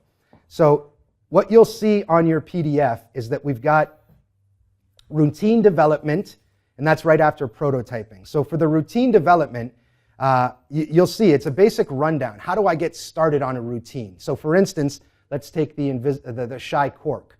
I already had an idea because I saw the fan blow my cork. And I thought it was like, oh, it's kind of shy and playful. So there's my inspiration. So I ran with that. If I'm lacking inspiration, but I know I want to come up with, say, a presentation to silk to egg, I use, there's a link here, and it says if you don't have inspiration, go here. And this is over 700 creative writing prompts. And it's a really great way to start thinking about presentational hooks for your show or for your effects. So there's a link there, but this has, I think, 750 prompts. Read through them, and one of them might sync with you, where you're like, oh, wait a minute, I could use that prompt for this effect. So creative writing prompts is a great thing to Google if you're looking for inspiration for effects, okay? And then, we talk about what moves do you need to learn. So how do I need to, for cylinder and cork, or the shy cork, for example, I need to learn a few different things, like the spider vanish and false transfer and these things. So what moves, I have to look at the effect and say, what moves do I need to accomplish this effect? Then I can start putting my head around how do I tie all that together? How do the moves fit in with my script or my main theme? And then refine. Refining it is practicing it as much as possible. The way that I really do the refining is I get my theme, I get my props and my moves, and I get the actual sequence of events. And then I put a camera on and I record myself doing it 5 or 10 times with no script, with a thought in my head. I want it to be a shy cork. I know the moves I have to do, and I'm going to ad-lib 5 to 10 It's like creative brainstorm writing for writers. But instead of writing, I'm doing it to camera. So I'm just filming myself doing the routine 5 to 10 times. And each time, I'm changing what I'm saying a little bit. So at the end of this, I've got about 12 to 15 minutes of footage of me blabbering and just sort of talking nonsense as I do the routine. I'll take a notepad, refine all the best points that I liked in that 12 to 15 minutes. So, oh, that line works really well for that moment, jotting that down. Oh, that move covered that, or that line covered that move beautifully. So I make my notes after filming 5 to 10 performances, and then I do that process once more. Take the notes, and I film myself using those notes and another 5 to 10 performances and refine it. And at the end of that, you'll have a pretty succinct script, or at least a template of a script that you can follow for that routine. I try and keep things as simple as possible. So you'll see the next page is called Effect, and this is when I'm starting an effect, what's the effect name? It's going to be shy cork. What's the overarching effect? Well, it's cylinder and coins. And then the duration, how long does the effect take? Then I've also got environment. Where could I perform this? Well, for cylinder and coin or shy cork, I need to be seated. So I'm going to write that down. And then I rate it myself, okay? I think at this point, it's about a 7, okay? I want all my effects to be a 10. And at this point, for me, it's a 7. It impacts at a 7, so I jot that down for my mental note. And then methods used. You can either put in the methods used. For instance, I might say, oh, I'm using Eric Mead's handling of X, Y, and Z. Then the basic plot of the effect are, again, my notes on this effect. How do you get into the effect? For this, it's pretty important. What am I going to say to introduce these props? How do I introduce these weird animated props? Okay? While I'm doing it, what's a rough script I can go by? And then what do I want my audience to remember at the end of it? And you don't have to overthink that. For shy cork, I just want them to remember, hey, this cork took on a magical life of its own. That was fun. Okay? So this is a great way for when you're scripting out your show to have all the effects you know written down. If you store these in a file, you're not going to forget the effects as quickly as you might have. If you go through this effect worksheet and jot down, hey, I learned this version of linking rings today. I'm going to jot this effect sheet down. I'll put it in my drawer. Whenever I go back to it, I'll at least have my notes of where I left off from. Then lastly is the act structure, how I actually structure my act. I do a 5-act show structure, which really lets me section out. Do they want a 15-minute show? Do they want 30, 45, 60, or 90 minutes? And because of the 5-act structure, I can take any one of these acts and build my show out accordingly. They only want 5 minutes of an MC bit. Great, that's Act 1, okay? They want 15 minutes, MC bit, and maybe a bit of magic. I put Act 1 and 2 together. And you'll see on here, Act 1 is, I labeled it Fast and Strong Hello. In my opinion, within the first 60 seconds, we should show them magic and we should really grab their attention, especially in today's world. People's attention spans are less than 5 seconds. So get them hard. So Act 1 is a strong hello. Who's your character? Let them know that, but show them magic quickly. Act 2 is to get them involved. This is a point where I might start doing some audience participation stuff, but let them know, hey, it's not me up here alone. We're all in this together. Okay? Act 3 is my heavy hitters. What can I really drive home? What am I really good at? Or what's the highest impact magic in my show? Act 4 is building to the conclusion. So whatever the main theme of your show is, for me, my show is about optimism, changing your perspective, and realizing what you choose to spend your time doing in life is what you love. That's what I want people to remember. So I'm building towards that conclusion in Act 4. Act 5 is the main takeaway. What's my final exclamation point of my show? What's the last piece that maybe is my signature piece, but more importantly, leaves them with the main message I'm trying to instill in them? And all of those can be broken up, but it's just a really fluid way to get your show with ups and downs and peaks and valleys. This isn't very detailed, but it should give you a brief understanding that your show can be sectioned. Instead of looking at it, this big monster, I have to design a 45-minute show. Break it off into acts. Each little act is 1 or 2 tricks each. And that's something I think you can swallow. The last bit is the set list. The way I perform on stage is I have my set list and I have my transitional sentences. What I mean by transitional sentences are the one sentence that if I say it, I know everything else that comes after it. It's almost like my mental cue, okay? So I have Act 1, 2, 3, 4, and 5, and there's a spot to put your name of your effect, silk to egg, and then there's a spot for your transitional sentence. So when I'm performing, usually it's a stand-up corporate style thing, I'm performing to the audience, but then I always come back to my case and get rid of a prop and grab a new prop. Well, at the center of my case, I'm staring at this set list. So I can quickly glance, okay, I just did silk to egg, now I'm doing roped. Oh, and that's my transitional sentence. So by the time I got my props, I know what my next sentence is to get me into the next effect. I don't script out my routines in entirety. I just go off that mental first sentence, which then cues in the freedom to be there with them in the moment. So I'm not robotic and saying exactly what I need to say. You know, I've scripted these lines, I'm saying these lines. I don't care if someone says something funny, I'm saying my lines. It eliminates that roboticness and allows me to go, that's the first sentence, cool, I know where I'm at and I know what I say after. But it allows me to be with them there. The last part of this set list design are 2 shows of mine that I've just written out for you. So one is my current corporate show, and this is what would be in my case. Bottle production. I start with, all right, it's my job to win my audience, so I know where I'm going at that point. I know what that line is. I've done this trick 100 times. I know what I'm saying. When I dump my bottle in my ditch case, I go right back and see silk to egg, and the opening sentence is, I'd like to share with you the very first piece of magic I learned as a 6-year-old boy. So these are just mental notes that I can keep checking back to. I've scripted out not scripted out, but I've acted out my corporate show for you, and then also an example of my virtual show. So you guys will have all that, and the last piece is a pocket management tool I use. For every show, I know where all my props start before the show and where they should end up at the end of each effect. It's just a tool that I use. If you want to use it, it's there for you as well. If you ever have any questions on any of this, again, I tried to be succinct, but it's just the way I manage things. And it may be complete nonsense to you, but hopefully it does add some value to your, maybe you're scared of building out a show, and I just want to show you that it doesn't have to be as complex or as hard as you may think. You can really get going with 1 or 2 acts to start and build off that. If you ever have any questions, info@adamwilber.com. I'm here to help in any way I can with any of this stuff. So I hope you find some value there. You can print them out and use them as you see fit. And like I said, if you ever have questions about that, I'm just an email away, and hopefully this gives you an understanding on how I manage my shows.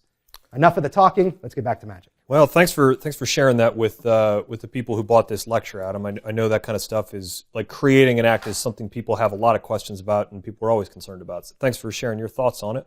Where are we headed next? All right, so let's get back to the lecture at hand, and we're going to have some fun with magnets now at this point.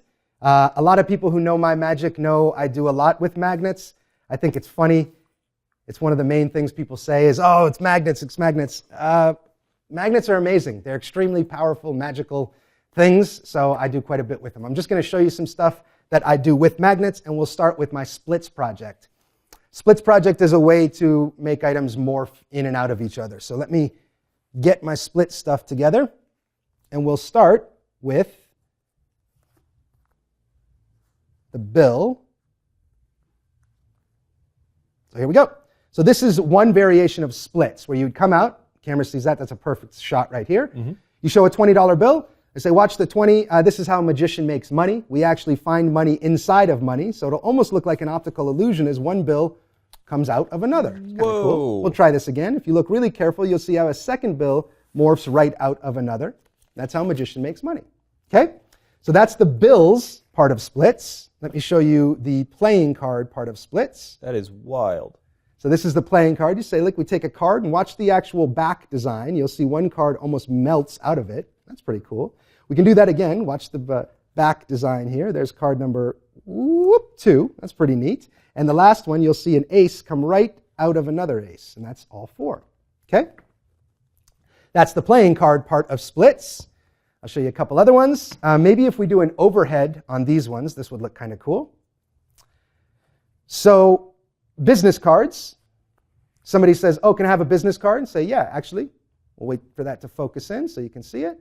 Say, here's my business card. Here's one for you. Let's start with yours. That's a business card for you, sir, and one for you. There's a business card for you. Another version. So I had a company that wanted a virtual show, and they wanted a demo. They were called Velocity Black, so I made up their logo. And at the end of the show, I said, hey, we're going to try something with your logo here. I put it on the back of a playing card, but there's 3 of you and only one logo. So let's do this. Let's split that into 2. There's one for you, sir. And ma'am, you're not left out either. There's another one for you. Okay? And I think, yeah, so that's it with splits. We can go back to the regular camera. But splits, the project, comes with 7 or 8 different things. You can pull decks of cards out of each other. There's a whole bunch of different things that work off one principle. We'll go over the principle. I'll give you a rough run through of it. And if you want splits, Penguin is going to be carrying it as a standalone download. And I go very thorough into it. There's an hour of teaching and a whole bunch of different variations. But let me give you the rundown, and this is what it looks like.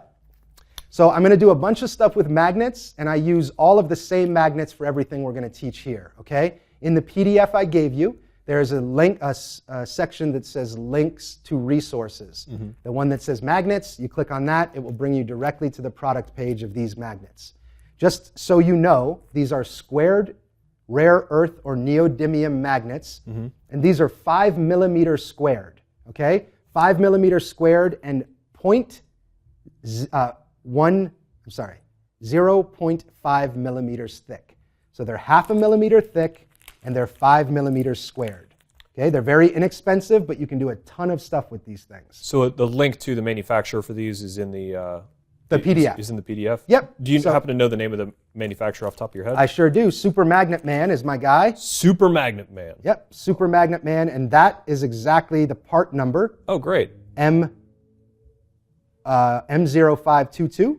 I'm very familiar with Super Magnet Man. I have spent entirely too much money on magnets there. Same here. But again, this will go, the link, if you click the link in the PDF, it'll go directly to this page, okay? So those are the magnets we're going to be using for all of them. They're nice because they're lightweight enough that they don't make a ton of noise.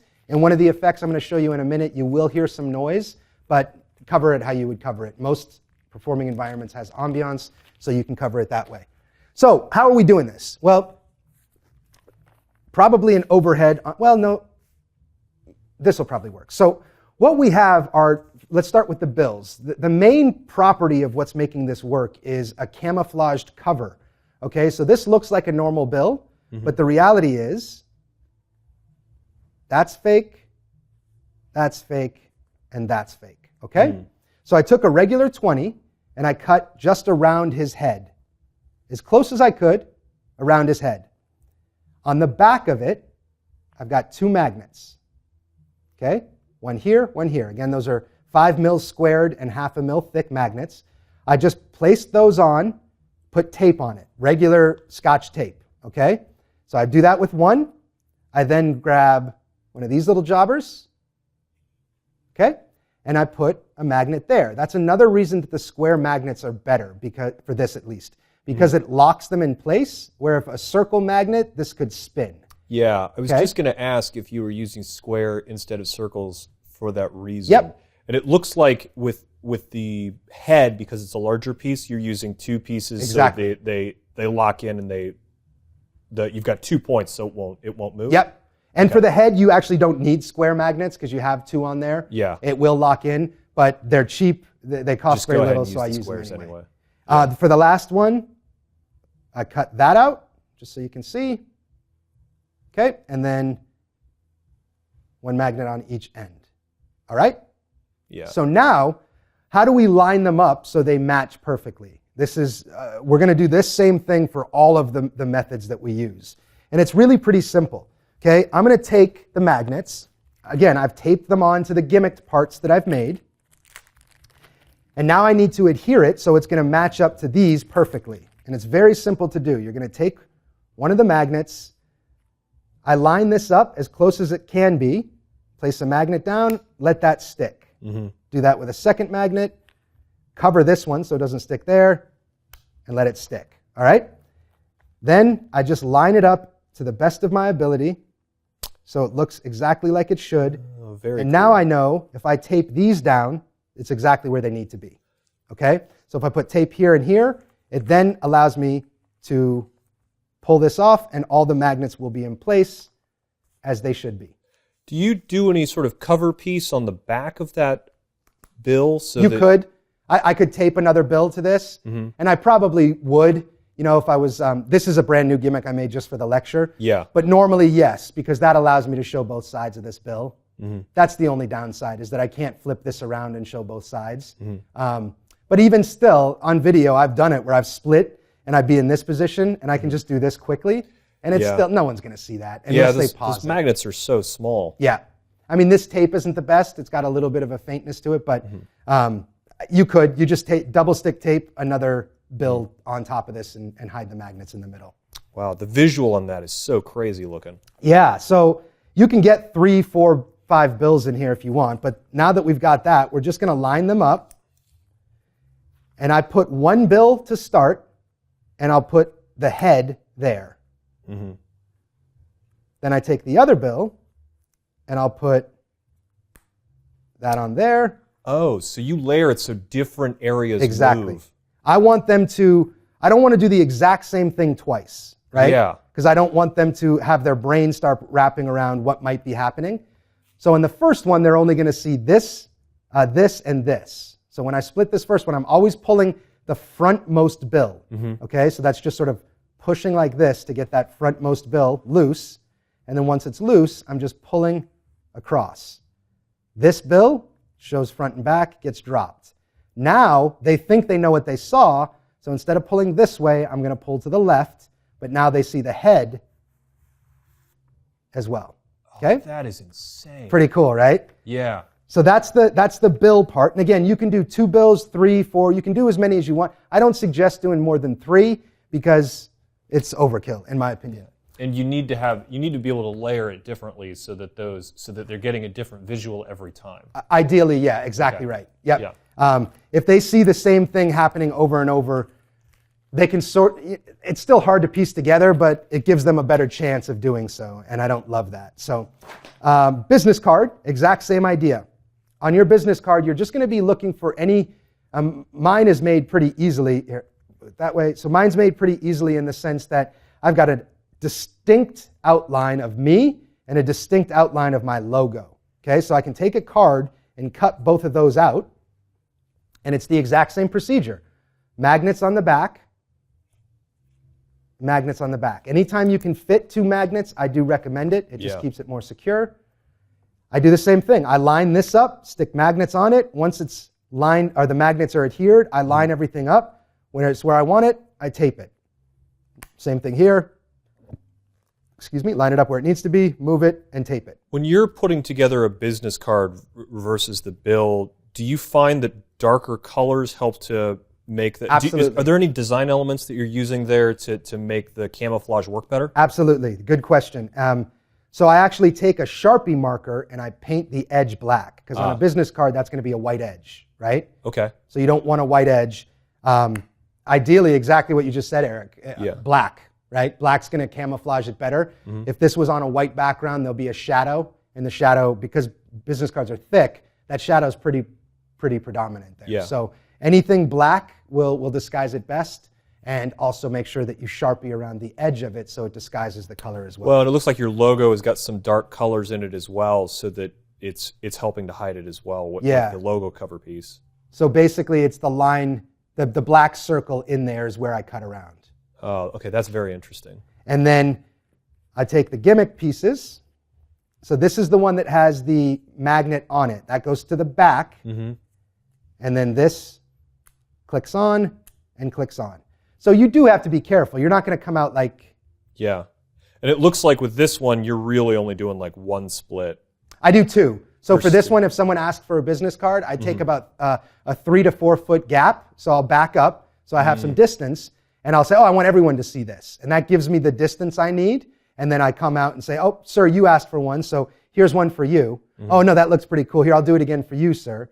And then pull it out that way and give them this one. Now, you're not layering the cover pieces in this one, but presumably because the business card is so thick that it would be weird, whereas with the bills are thin enough that layering helps it. Yep. And also on this one, I'm usually handing the cards out. So I might show it to this group and then turn to this group and show again. Okay, so the same group is usually not. It's the same thing is happening, but usually it's different people seeing it. So that Exactly. first person who saw it is not going to see that and be able to catch on as quick. Exactly right. Gotcha. And you were spot on. If I tried to do it this way, that's very awkward, and there's not enough strength in that magnet to keep it there. So there's a good chance that'll happen. But man, that's cool. Then this one with the logo, same exact idea. I just printed out this company's logo and went, where could I manipulate this? Now I could cut the letters out, but there's not a lot of room to get a magnet behind them.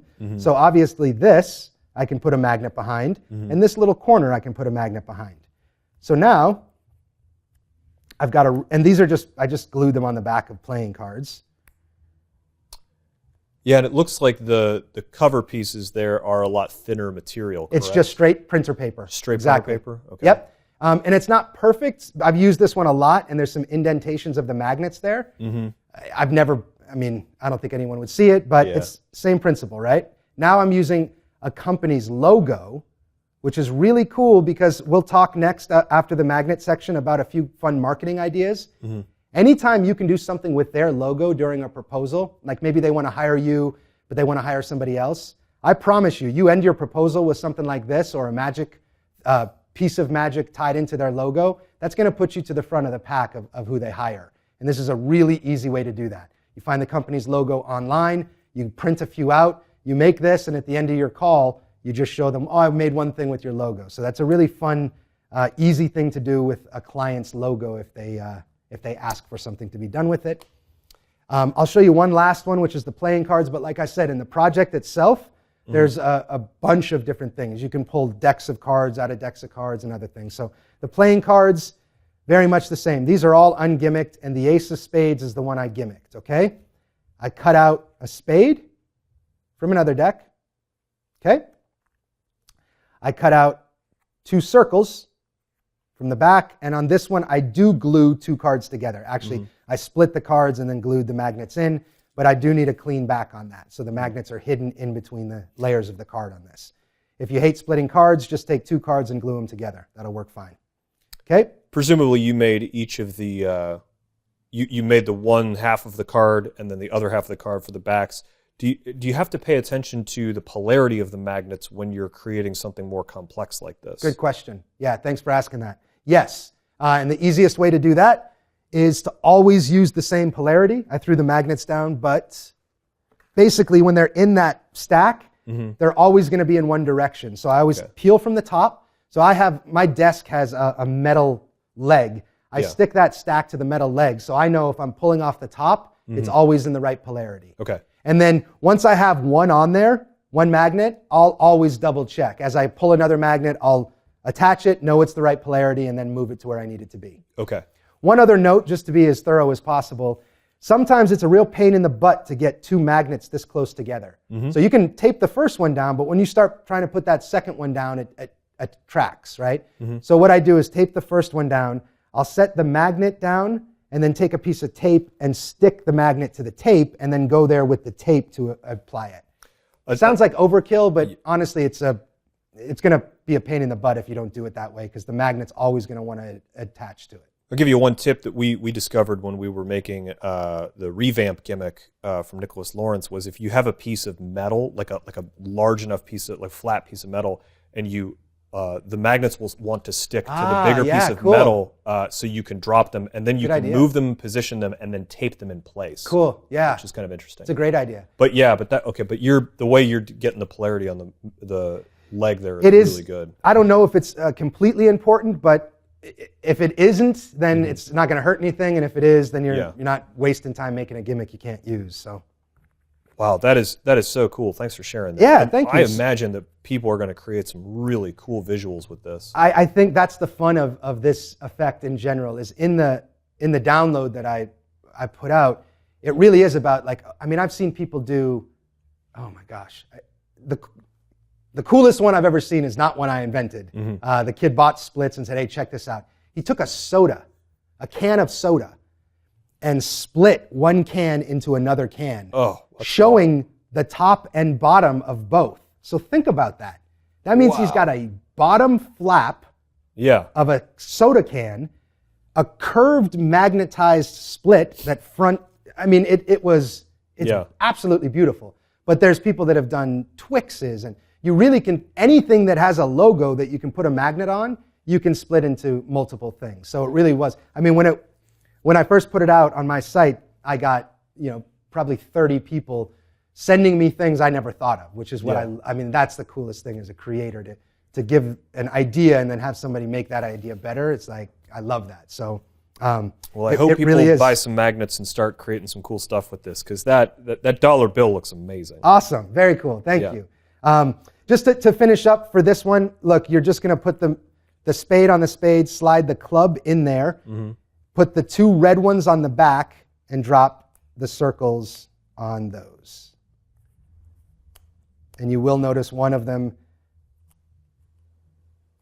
So right now, I can tell those are wrong because they're a little off-centered. I see. So I'll just move them over, and those are the right orientation. Gotcha. Okay, so for this, I'm going to show the ace here. Now, if you want to get crazy, you can change that pip to a spade. So I can show ace of spade. I didn't go that crazy. I just come out here and say, watch the ace, but let's focus on the back. So I'm always holding these two corners. I show the back and pull up. They get that image. I can turn this one around, drop it, come back over, show again. Now I might go from here and then turn this way just to change things up. Watch that one come out, drop. And on the last one, this is a really cool visual because they see the ace, and the moment I start peeling it away, I do this. And then I can show all. So that is a very rough, quick run-through of splits. I think that gives you enough of an idea. If you want to learn more about it, by all means, Penguin is going to have it as a download on the site. So if you want the full detail, it's $9, and there's an hour of teaching. I love this. I'm continuing to come up with new things with it, so I hope you enjoyed that as well. Awesome. Where are we going next? So, still having some fun with magnets. Excellent. And love me some magnet stuff. this is, I call it wild bills for obvious reason. It is my take on the classic wild card plot, but I wanted to do it with bills. Let's dive in and take a look. This is not, a few different ways to handle this. I'll show you the most basic and simplest way, all right? So we got a stack of bills here, and we got a bunch of ones, but the ones really aren't what we're going to focus on because they're not really that powerful. We're going to focus on this 5. The 5 is the one that's hopefully going to make the magic happen. And what I mean by that is it's going to take the ones and it's going to turn those ones from ones to fives. So first to start, let's go ahead and line up a couple ones front and center so you can see them. And then we'll line a stack of ones up over here, and we'll get to those at the end. But let's start with the ones front and center. All I have to do is take a 5, place it on top of the 1. If I give it a wave and a push through just like that, that first one should turn from a 1 to a 5. It's pretty neat. Let's try that again. Take the 5, place it on top. This time we just touch the ends together for a moment, and just like that, that second one has gone from a 1 to a 5. 2 down, 2 to go. I'm sorry, 1 to go. Same idea, just touch it like so. All I have to do on this one is rip it, and just like that, that's all of the ones have changed to 5s. Let's go for broke. Let's do the entire stack. All I have to do is wave. If I wave across the 5s, just like that, the rest of those ones will turn to 5s as well. All the 5s have changed. All the ones have changed to 5s. There you go. Wild bills. Very cool. All right. So presumably you can do this with hundreds if you've recently not sold lost all an of your entire Bitcoin. year's worth of work to a global pandemic. Absolutely. Yeah, I do it with 1s and 5s just because I'm a performing magician for a living. That's why. So, well, there's some, you know what though? This is really cool. I imagine you're about to teach us how to make these, and there's some great looking prop money that we've used that would Absolutely. That would be great Yep. to do this with hundreds or 20s or 50s. That's funny you say that. I ordered about $10,000 worth of prop money from Amazon. You can get it right on Amazon. Type in movie prop money. Great call. Yeah. And they are so realistic. I'll so show good. you a bill Yeah. and the next trick that is a prop bill. You can even print them online. So if you wanted to, you could just print all these gimmicks online and use a gray or a green paper color. But this is $40 or $50 worth of stuff. Yeah, no, but doing it in real currency, it looks great, especially with U.S. currency where it's paper and it feels really good. But take us through this. That was a great looking routine. Thank you. And it's pretty simple. So what we're doing here is gimmicks, regular. Okay, so we're just going to say 5s, but it's any denomination, your large denomination. Yeah. You're going to take 3 of the large denomination and put them off to the side. Ungimmicked, untouched, regular bills. You're going to take 3 of the smaller denominations, okay? OCD's killing me here. 3 of the smaller denominations and glue the larger to the back, okay? And you'll notice the orientation, face up, face up. So it's the same either way. All right? Are you using a glue stick or are you using rubber cement to put these together? Actually, double stick tape, and there's a reason for that. The way I stick these, thank you for asking proper questions, because these are things I would have forgotten about, but it is pretty important to note. If you use glue sticks, rubber cement, there's always some sort of buckling that will happen after enough time goes by, and I usually find that it's in the center seam. Okay. So what I'm doing is taking double stick tape, and I put one here, and then right before the edge. So there's actually no tape on the edge line, and that's on both sides. So these are all taped, but that edge, that center edge line, that's a double negative. It's not a center edge line. That center line is free of anything. So if I needed to bend them, I could bend them without this buckling in performance, okay?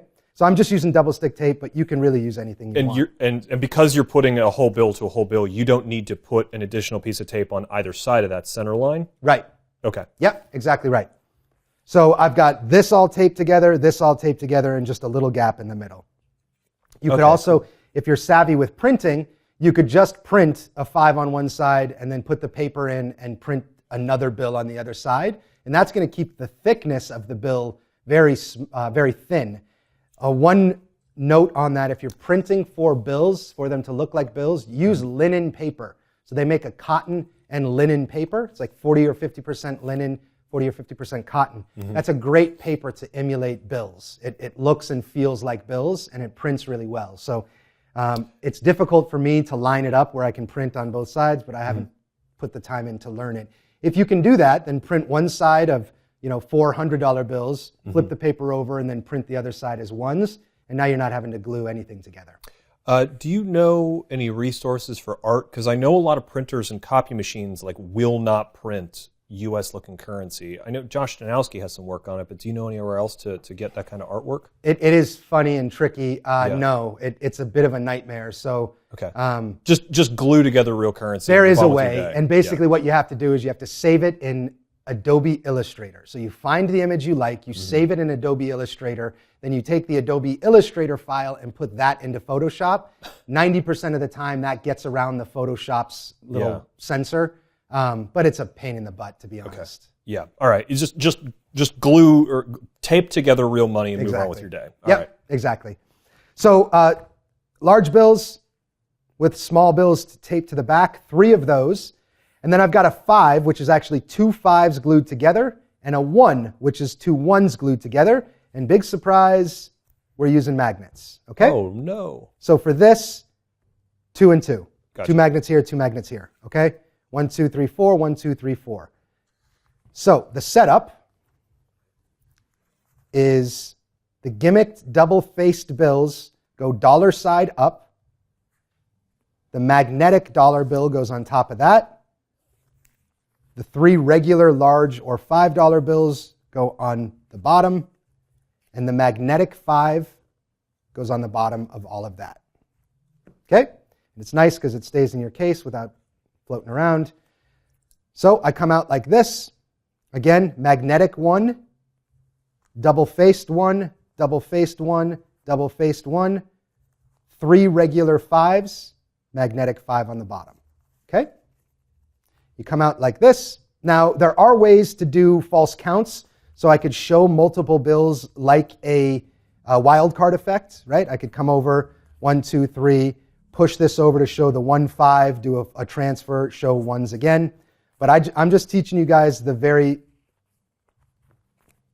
easiest way to do it. Okay? You're not being chased. No need to sprint. Exactly right. We're over-proving something, and it's unnecessary but doable. So if you want to over-convince, by all means, go ahead. So there's 1, 2, 3, and 4. I'm going to say, oh, I have a bunch of 1s, but the 1s aren't what we're going to focus on. And I can always flash both sides of this 1, so I casually throw it in there just to do so.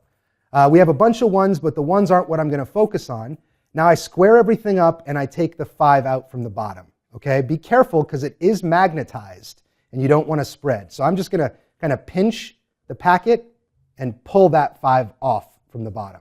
See, I got 2 there because I'm trying to explain it. But got a bunch of 1s. The 1s aren't really what we're going to focus on. We're going to focus on the magical bill, which is this 5.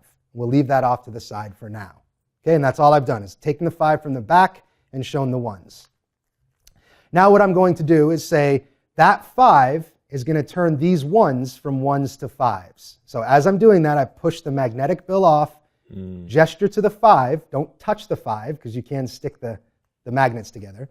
But I gesture showing the front and back, and that allows me to put this right on the bottom. Okay?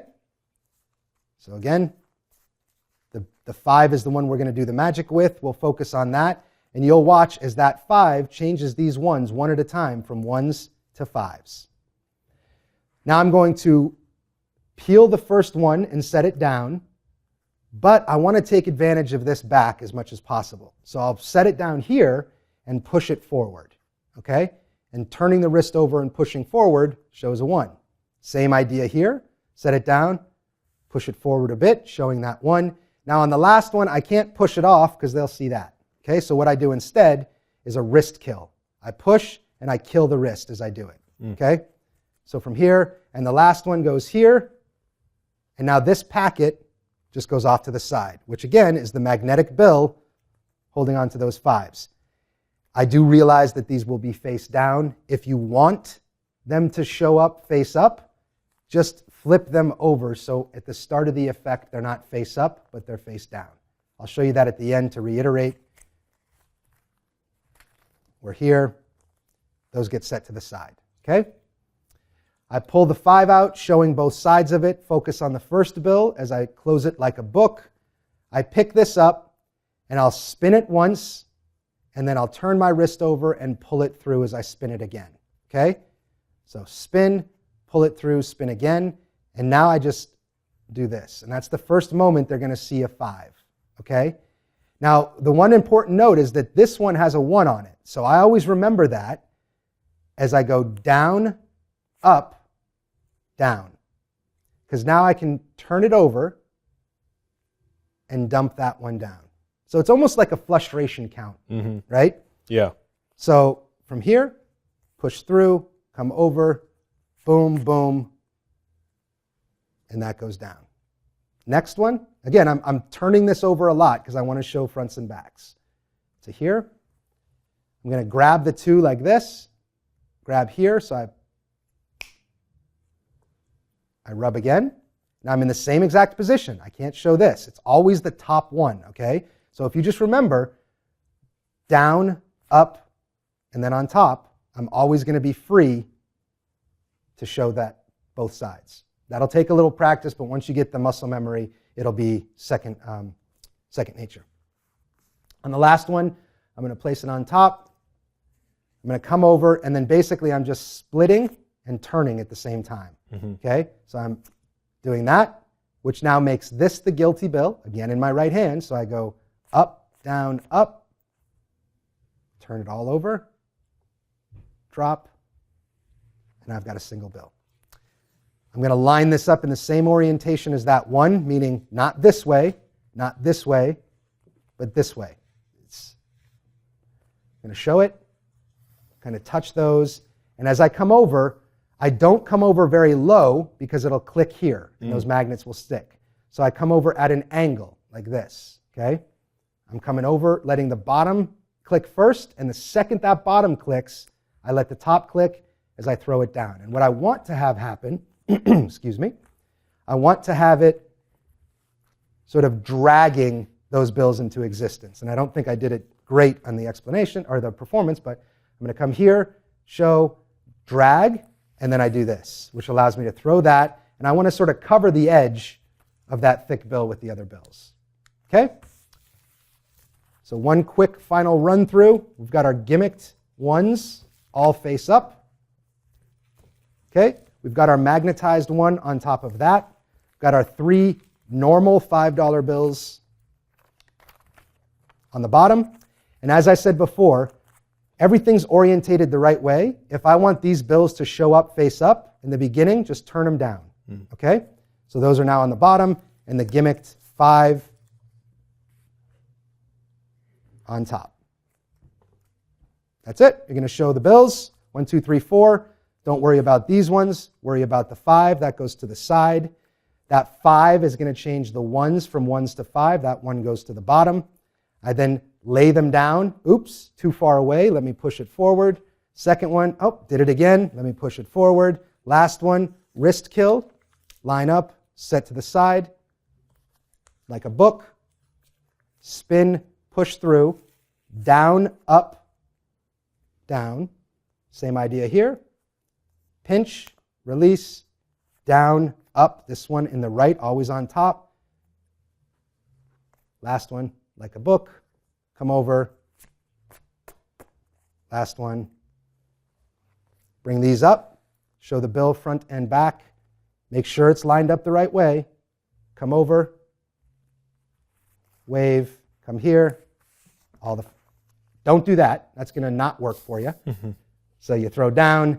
I throw this. And that's it. That's wild bills. Hope you enjoyed it. That's great. I can see a lot of people doing that. And these are the same magnets that you use for splits. You're just using over here? Right. Yep. Great. So with that, we'll close up the magnet section really quickly with two. These are fun little playful ones. I just wanted you to see the ideas that can be done with magnets. Yeah. This is called split bill ATM. Okay. Fun way, if you had a wallet specifically, you could come out with this in your wallet and say, oh, people ask how magicians make money. Let me show you exactly how. If I only had $1, there's not a whole lot I can do with $1. I couldn't even get a soda. But if I took that $1 and split it, oh, sorry guys. If I took that $1 and split it, I got a whole bunch of money. I can get whatever I want. Okay?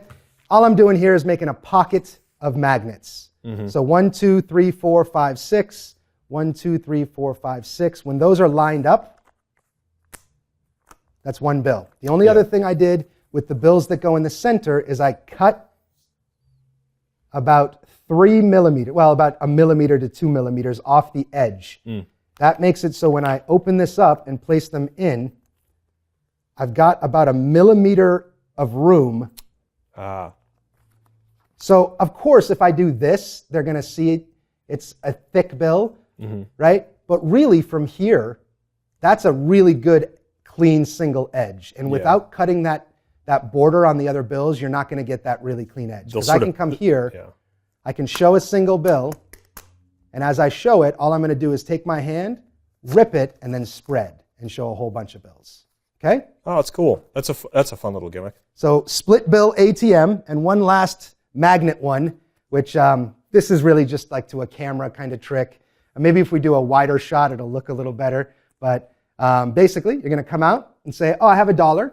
And you'll get a theme here is, how do magicians make money? I don't have presentations for these in entirety because I don't perform them a lot, but they're great to camera, and hopefully we'll get some creative juices flowing. So I show a 1, and I say the cool thing about counterfeiters is they never counterfeit a bill all at the same time. They do it piece by piece. I'll show you what I mean. They usually start with one edge, maybe a second edge. Now, you can't really do much with that because any person is going to notice that doesn't really look like a bill. So if we do it right, we can close it off and we get a 10. Now, a 10's not enough for a date, so let me blow, and now we've got 100. Okay? So this is called 110, 100, because I'm so creative with my names. So all we're doing, and actually, as we talked about, that is a imitation bill. Oh, yeah. I've used the same one with that Chinese character off on the left. And they make bills that don't have those Chinese characters off to the left, but they still look really good. I printed this online, and I mean, even that security tab, you know. So I've got that, which I printed online, or use a real 100. Yeah. On this side, I've got a dollar, but it is important that it's this orientation, right? So as I flip it, it's face up either way. Then, if we do an overhead shot on this one, I've got another dollar bill. Imagine it's not cut yet, that I glue a 10 to the other side. All right, but that 10 is the same orientation, so they're both face up. Okay? So you're not going to glue it yet, but I'm showing you that they're glued. So you take them and you basically, I took a little bit of double stick tape just to make sure they were lined up and then cut them into quarters. Okay? Undo the double stick tape and we're back to magnets. 2 magnets here, 2 here, 2 here, 2 here. Once that's done, I line them up in the right orientation for the $1 bill. Okay, so I've put the magnets on the 1, I've taped the 10 to the other side, and now I'm lining them up on the bill, and again, like before, putting magnets down and sticking the magnets to the inside of the 100, if that makes sense. Yeah. Okay? If we're clear there. So basically, pinched in between the 1 and the 100 are 1, 2, 3, 4, 5, 6, 7, 8 magnets. And each one of those gets that. That is a crazy gimmick. Right? Yeah.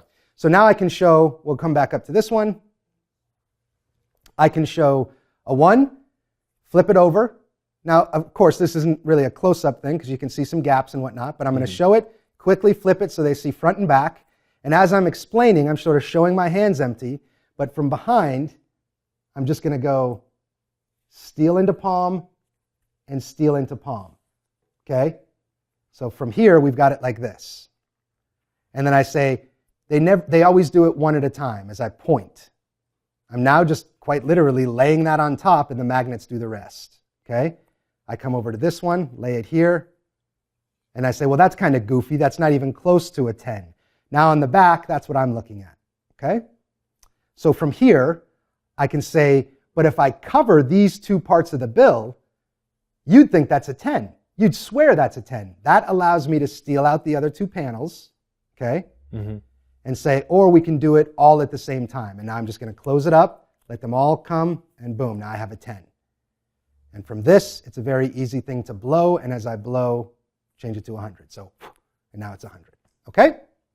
So that is just a fun magnet gimmick that will close up our discussion on magnets and some gimmicks I like making with them. That's I hope great. you guys took something from that. That's a really fun gimmick. I can imagine that that's probably a lot of fun to make and a lot of fun to perform, and looks great on Instagram, Zoom, Exactly all that right. stuff. Yep, it's great for Zoom, great for Instagram. You nailed it. So I've got one more card piece that I'm going to share with you, and it is a take on, in my opinion, one of the best gimmicked card decks ever to be invented. I won't say much about it. I'll just perform the effect, and then we'll go into detail on why I love it so much. So we'll have to take one quick second break just so I can find the right thing here. Oh, maybe we don't. Oh, great. And you had given me a Sharpie, which I am going to use as a paintbrush, okay? So when I do this, normally I do this to music. This is the trick I did a week at the Magic Castle, which was amazing, a huge bucket list. And this is the trick I opened the Magic Castle show with. Normally we'd have music playing. You can see my Magic Castle performance online. If you type in Adam Wilber Magic Castle, you'll see how it played out to music, but I will just walk you through it to start, okay? So, come out.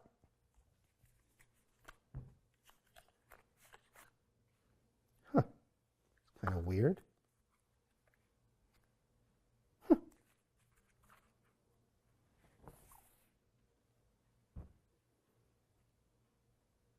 Hmm.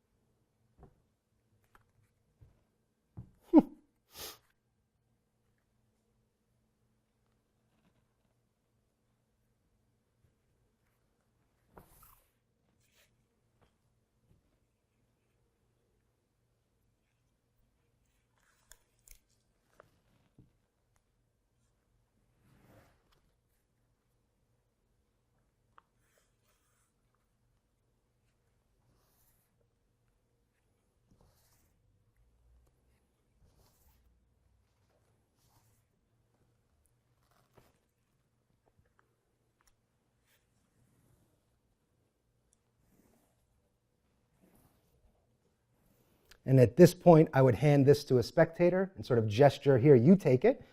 They take it, and I do this. And I really amp them up. I really want them to get into it. So the moment they do this, I give them that applause, giving them the magic for that moment, and really, good job, good job. See how they did.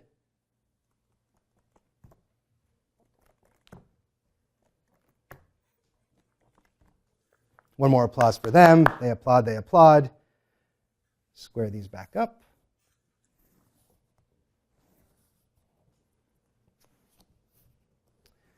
Then we're going to come here. I show again, come over one last time, wave. That one goes.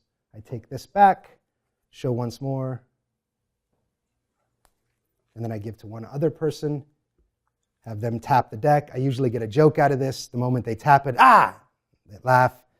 And I say, but you did exceedingly well because you didn't print a back or a face. You printed every single back, every single face in the entire deck. Give her a round of applause. She gets her round of applause. Come back and show one final time. Give one more wave. On that wave, it vanishes, and we're right back to the beginning. Okay? I know it's kind of difficult to watch without the music, but I call it I Paint Dreams. So there's music going in the background. My internal dialogue throughout the effect is, what the heck is this? It's a blank deck and a paintbrush. So I'm sort of learning as the effect is going. The first bit is that I'm realizing I can paint. Again, this would be a paintbrush. Sorry, I didn't come prepared. But the effect is normally that I'm painting these. And oh my God, if I can do this, maybe you can. Right? I'm giving the moment to them. And I love this effect. I think Mental Photography Deck is one of the most clever gimmicked decks that has ever been invented. And I wanted a way to do it at the Magic Castle and to start the show with it. And I have since fallen in love with this. So every time I do a private party, you know how it is. You do your strolling, and then before you're about to leave, everybody goes, oh my God, one more, one more. I always do this because I can turn the music up really loud, which makes it so everybody else stops what they're doing and kind of comes and goes, oh, we're doing one more thing. And this is what I end with. So For anyone that does not know what a mental photography deck is, a mental photography deck utilizes rough and smooth as well as the Svengali principle. So rough and smooth meaning that these two cards are sprayed and treated with roughing spray. So when they touch, they stick. When I lightly push them apart, they come apart. Most people are going to know that. The Svengali principle is that they're cut long and short, which means if I riffle this way, they'll get an entire deck. If I turn the deck over and riffle the other way, they're going to get a blank deck. It wasn't squared up, but normally blank. And all that means is that some cards are smaller than others, so one direction will fall off my thumb, concealing the others. The other direction, it'll still fall off my thumb, but it's only showing the one side. It's a very brief explanation, but that's what a mental photography deck allows, for me to show it very fairly on both sides, very cleanly, but when I want, because of the Svengali principle, I can cut and show cards, okay? So, the way this is starting, with the mental photography deck, if I cut one way, I'll get cards. If I cut the other way, I'll get blank. So I always start it where my face-up cards come out of the deck this way, just so I know. When I pull it out, this is face-up, all right? So the trick starts, I sort of look at the paintbrush, I look at the deck, open the deck, expecting a deck of cards, and my internal dialogue goes, what the heck is this? There's no cards here. Huh. Well, what the heck? And that's really cool that we can table spread a mental photography deck. I mean, to a lay audience, that, oh yeah, how could you be more convincing? That's a blank deck as far as the lay audience is concerned. And then if you add this and show both sides, I mean, they have to be sold at that point. So I do that. I spread them. I'm surprised. This is interesting. I look at this again. I show both sides. And as I get to this, I square up. Okay, I've turned the deck back over so I know this is face up. I'm then saying, oh, maybe I can paint something on. I paint it, I pause a beat, and I cut. And I act surprised. Wow, there's an ace there. That was pretty cool. So I come over here, I look at this again, interesting, and then I come over, square the deck, and get ready for a side steel color change where I can wave, and I sort of act as if there might be ink on my finger. Huh, it's gone. So I spread the whole thing showing it's gone. And then I spread on the table again. Now I'm going to give the impression I'm going to paint 4 cards. So I say, oh, let's try 4. And this is all timed to the beat of the music, but it's bang, bang, bang, bang. 1, 2, 3, 4. I square everything up. And now I'm going to cut, which shows the first card. I cut again, which shows a second card, and then I just pull down. Shows all the blank except for the 4. Okay, so 1, 2, 3, 4, cards printed, and the rest blank. I do this, I take my applause, then I square everything back up. Okay, so they've just seen 1 card print, 4 cards print, and now we're going to go for broke and try and print the whole deck. So I give it to an audience member, I work them up, and I try and get them to act like they're really doing it, and as they do it, I take the pen back, and now I'm going to dribble the cards, which will show all face-up cards, but in so, also pull backward. In doing so, also pull backwards, okay? So they've just seen this across the board, squared up. They've taken the magic and put it into the cards, and now the entire deck prints, which is a really strong moment for a lay audience. And I'm going slow because I want to give it a good long spread. So each time I'm dropping, trying to drop just a single card so I can give that illusion, which should look exactly like what it just looked like with these being blank, yet now they're printed. Give that person that moment. Wow, great job. I lead their applause. Look at what they did. I square up one more time. Square them all up. Collect. And now I'm going to go from here. I'll take this back, set it down, as I, again, good job, and get ready for another side steel color change, where I vanish it all, showing that they're all gone again. And I ask the final person, please grab this. And you can leave this a little messy at this point, where I can kind of go like this and act like go ahead, hit it. And they do the magical gesture, or they may tap the deck, whatever it is. And at that moment, I'll show them they didn't print 1 card. They didn't print 2 cards. In fact, they printed an entire deck of cards, showing it as full. And as Bill Malone says in his work on this, make that as sloppy as possible. Because look at that. I mean, if that's not a full deck of cards, right? That looks incredible. So it's nice and sloppy. I end the trick, and this is right as the music's closing. I get another side steal, wave, it changes color, ends to the beat, and then at the very last bit, I do that to close the trick. And that is I Paint Dreams.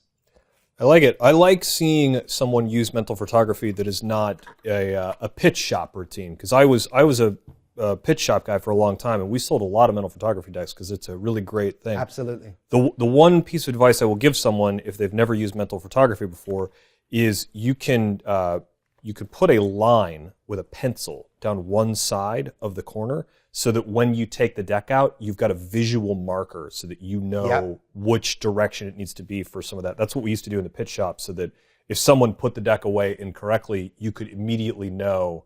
It's almost like pencil dotting, but you just take just a pencil and just run it down one side. So you have one small light gray line to see. But man, what a good routine. Yeah, I mean, it's simple, right? If you know a side steal color change, the rest of the effect is self-working. And you don't need the color change, but it does enhance it dramatically. So I just think for strolling, I like doing this performance of it, but for strolling, I cannot do a strolling event without mental photo. It's good. And the decks are like $10. Exactly. They're really great. Yeah.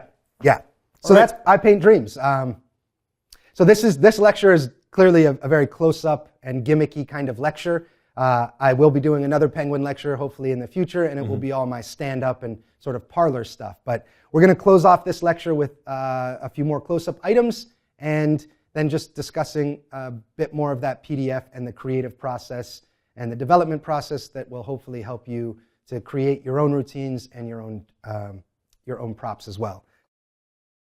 With that, let's look quickly at these, which are a really cool thing that we have at Volpine. We're very excited. Volpine is my own magic company, and these, in my opinion, are the coolest and most magical way to hand out a business card. We are magicians, and people say business cards are dead. That's fine. Business cards in general, as a society, may have taken a plunge down, but as a performing entertainer where we're entertaining people close up and in person, I do think business cards still have a value to us. So somebody says, hey, do you have a business card? Oh, yes, absolutely, but the downside is they only work if you believe in magic. So it's kind of up to you. I'll show you what I mean. I have a couple here. Here's a couple business cards, and we can show you both sides of those business cards. But like I said, this is only going to work if you truly believe in magic. So are you a believer? And play with this, right? There's some byplay here that we can say. I'll just focus on one of them for now, but watch this one, for instance. If we watch this card, nothing on the hands, but you'll see the moment that all the information you need will slowly start to appear. There we go. We'll get it so the glare is right. And you'll see that that business card actually starts to appear from nothing. So these are a very special printing process called appearing business cards. But basically, that's exactly what happens. A blank piece of paper goes from being blank. So we'll see if we can get it in the light. Goes from completely blank to slowly starting to print. Okay? So they're holding this and they're staring at this card. And as time goes on in your presentation, whatever it may be, they're going to slowly start to see ink appearing on this. I won't move it so we can catch the glare. But this is just such a magical moment for people. And it's one of those things where if you give somebody this card and then explain to them, hey, so this is a special heat card that magicians have, I will watch as people will be taking my business card throughout an event and taking the candles and showing people what it does. So I basically got the entire room doing my marketing for me, which is awesome. So these are appearing business cards. And I want you to keep this in mind in just a moment when I talk about Genesis. This is all based off of thermo ink, right? It's a very special formula and a very special printing process where we used to have to use friction pens, and that's very limiting. That's always apply heat and ink disappears. Yeah, this is an interesting process where it's going backwards because, like, if they put it up to a candle, I imagine that ink would just get darker. The ink, if they put this to a candle, the ink disappears. Okay, so. Oh, okay. Oh, sorry. Yeah, I had that backwards in my head. So they can watch as it disappears with the heat. Okay. Yeah. So On this, we're going to get back to that in just a second, but I want to touch on just a couple really fun marketing things that I do in my corporate work that have served me very well. The first one being to make custom decks for people. So, for instance, I set it down here. I'm going to sit right here for a second. Perfect. So, anytime you can do something for a client that's custom, it might cost us $30 or $40 to do, but it makes our perceived value to that client exponentially higher. So they're not hiring a magician. They're hiring really a creative consultant that's helping them get their brand or their message across. Here's a great example of that. On the PDF, there's a link to Fun Ink. Fun Ink does all of my custom props for me. So this is for a company called Smell Magic that I worked with, right? So I show a blank deck and I say, here's the prop. I would show it this way. I would say, I have a deck of cards, but this is a special kind of deck of cards. It's got things that stink on them. So for instance, this says, I enjoy cannabis, but I don't want the world to know, because that smell of cannabis might be overpowering. Another one may be, did someone die in here? Right? So all of these are different things. What is that smell? So the whole deck is just a bunch of nasty smells. Well, see, I work for a company called Smell Magic, and we call it Smell Magic because it works like magic. You take all these really nasty smells, and with one spray, they're gone. No, really gone for good. Nowhere to be found. Now, a lot of the old imitators, a lot of the Febrezes and things like that, it may say, oh, we make smell disappear, but the reality is it doesn't disappear. It's just gone for a minute, and sure enough, after a certain amount of time, all those smells start coming back. Where we pride ourselves here at Smell Magic that smell doesn't just go away. It truly disappears. So I'm just doing mental photography, but the company's logo is on it. It's tied into their message, and it costs me very little. But in doing this, it really gives my value to that company a much higher perceived value than just some magician. Okay? That's so great. And these, again, the link is for Fun Ink, and Fun Ink is great at making one-off custom props and things of that nature. Another great example is 3-card Montes. So you can have I think they're like 50 cents a piece, but when I do trade show work, I'll get 1,000, 5,000 of these made up. And as I do my show in my booth, I'll close it and say, hey, do you guys want to learn a trick? And they all say, yes, of course. I say, okay, great. You'll notice we have 3 cards, ace of clubs and 2 red queens. You'll also notice the ace is red on the back. Makes it hard for me, easy for you, because all you got to do is follow that money card, that ace. You know it's there because it's the red card. I can show you the 2 queens. You would assume that's the ace, but with a little bit of magic, it says make the impossible possible, okay? And the cool thing about these is I can actually do what I need to do here and show both of those queens as normal at that point, okay? So what this is a gimmicked 3-card Monte, right? I just put magnets on it, but the way they sell it to you is this is taped on, okay? You have that company's logo here,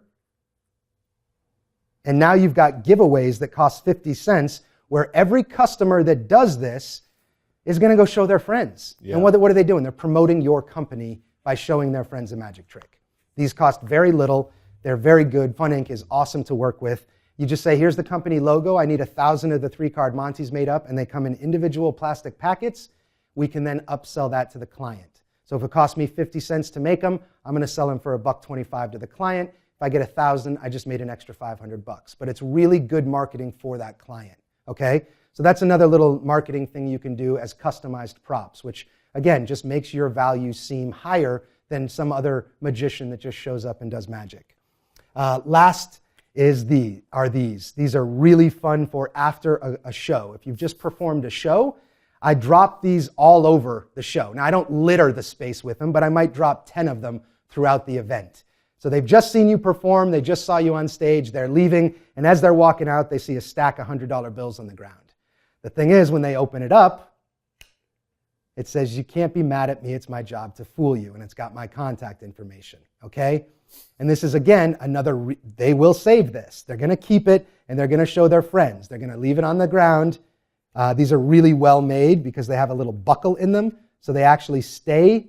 When you're unsuspecting and you don't know and you walk by that, it looks exactly like a stack of $100 bills. These are really inexpensive. You put your logo in there, and it's a really fun way to, after an event, get your card in people's hands in a playful manner. Another thing I'll do in strolling is say, hey, you want to know how you can fool somebody? It's a lot easier than you'd think. Watch. And I'll drop this on the floor, and me and the group that I'm performing for will watch as somebody picks it up. And now we're all laughing together, but it's a good way for them to, oh, can I have some of those? So another little fun marketing tip, if you like it. Again, the resource for where you can buy these directly is in the PDF I gave you. It's called $100 Drop Cards. So if you click there, that website, they're very, very reasonably priced, and they're fun. So hope that you take something from that. I'm going to end on one final marketing thing that I love doing, and then we'll get into the Genesis thing and wrap up. So my favorite thing is to get people's email address, because as we know, giving a business card is one thing. More than likely, it goes in the trash. We now don't have a way to contact them. So you must ask permission before you do this. But I've been doing this for a couple years, and it has dramatically grown my email list and my potential client base. And all I do is say to the event planner, hey, I have a special trick in the show. And because of technology and the way the world is today, I don't want people to think that I'm somehow cheating using technology. So we're actually going to use technology to prove we're not using technology. Let me explain. I've got an autoresponder. And I'm going to have people email my email, and they'll get sent an autoresponder with a timestamp from Google and Gmail. There's no way I could hack Gmail, so it's just a way I can emphasize that what I'm hoping is going to happen, I knew was going to happen at the start of the show. Are you okay with me doing that? It's a really fun way to get everyone involved. 80% of the time they'll say yes, and if they say no, we don't give out email addresses, no problem. But when they say yes, all you have to do is at the beginning of your show, whether it's on stage or virtual, have a banner that has your email address. And say, look, I know a lot of you might want to take photos and videos during the show. I'd ask that you didn't, just because it could distract others. But now is the time, please do take your phone out. Everyone takes their phone out, and I say, it's very simple. All you're going to do is email info@AdamWilber. Do that now, and I'll wait. I do a little trick while they're all getting ready to do it, and I say, just email Magic Show. That's it. Just write in the subject Magic Show and send it. You're going to get an autoresponder.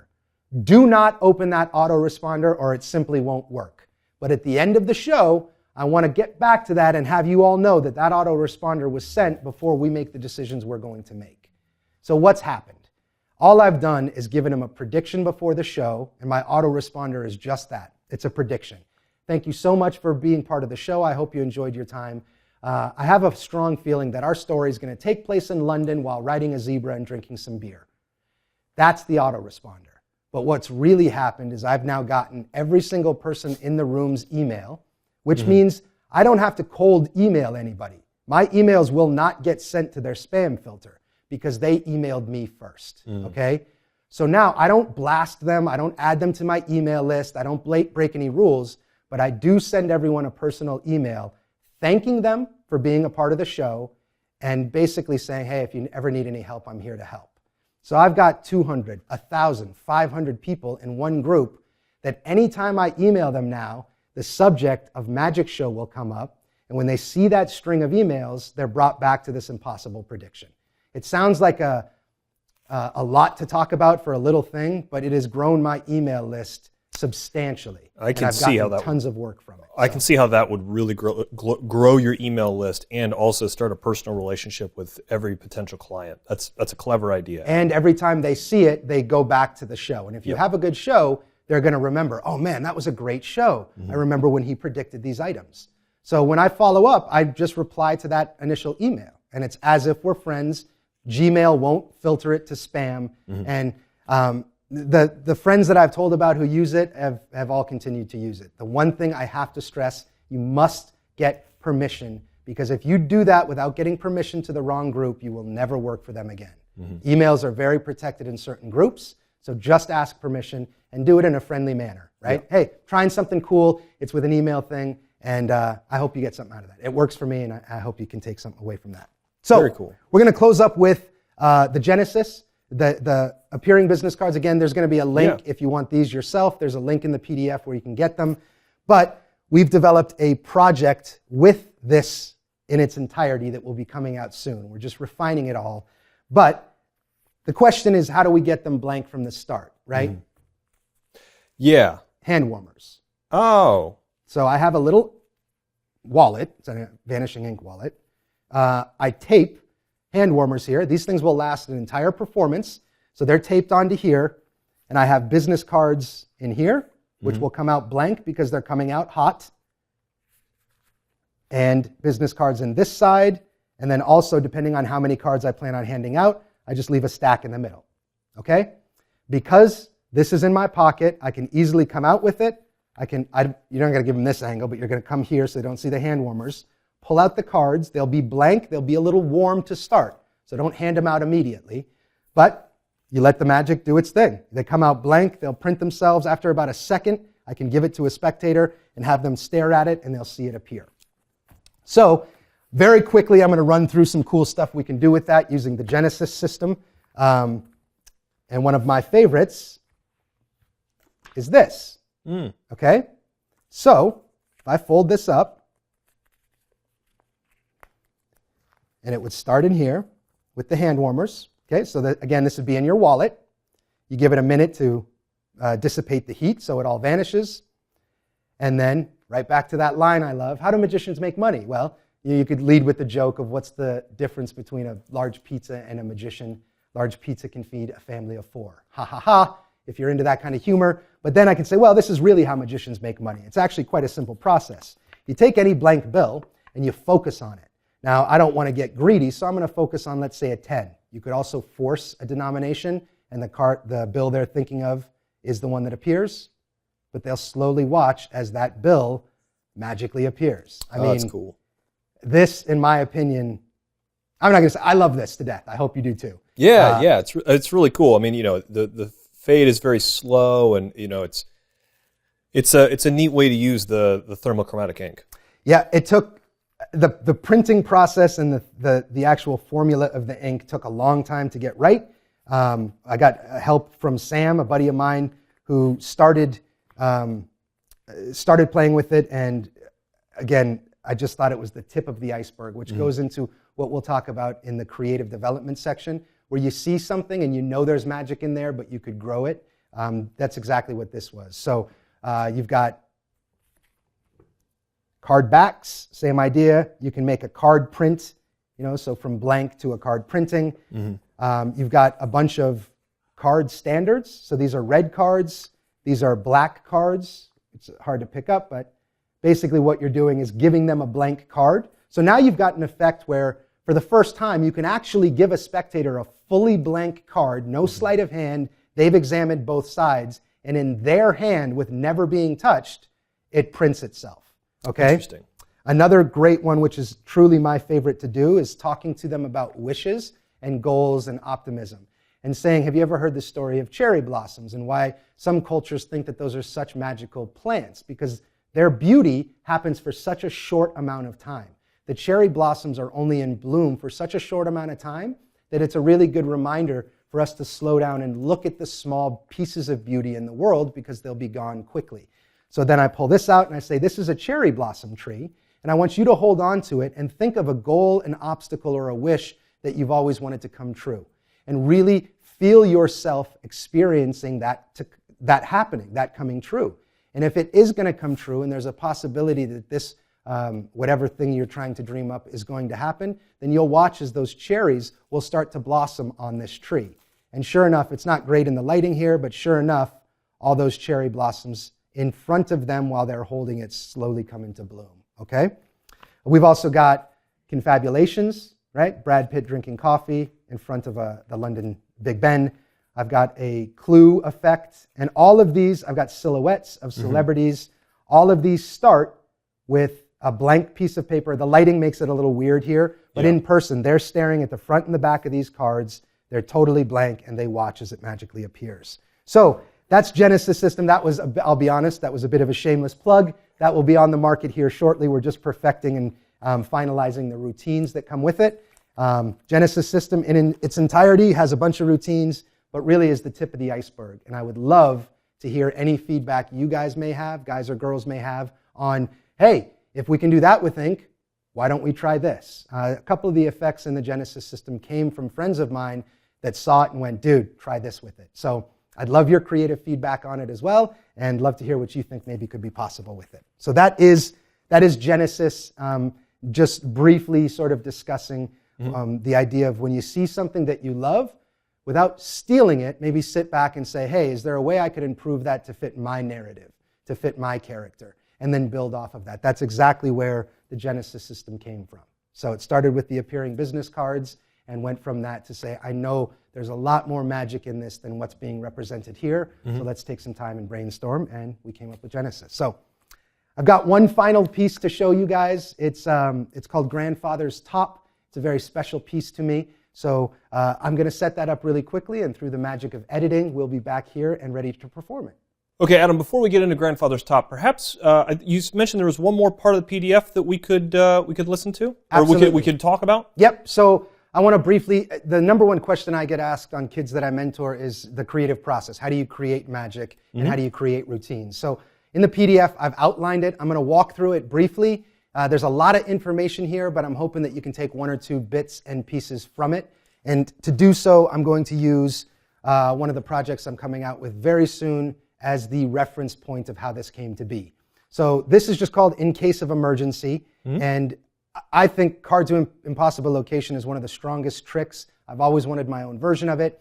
And I used to do Kennedy's card box a lot. It did have some limitations for me. Things like I couldn't switch in and out different cards very quickly and easily. And the main thing being that it was a little too bulky to fit in my pocket.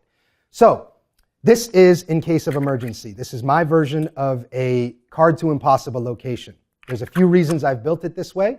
This is a fire alarm, okay? So I always start this presentation. I wanted to make something playful where the audience could be a part of it. And I come out and say, look, there's two kinds of people in the world. The kinds of people that in high school always wanted to pull the fire alarm. Every time they walked by, they just had that urge. And the other group of people are the kinds that did pull the fire alarm and usually got detention. Which kind are you?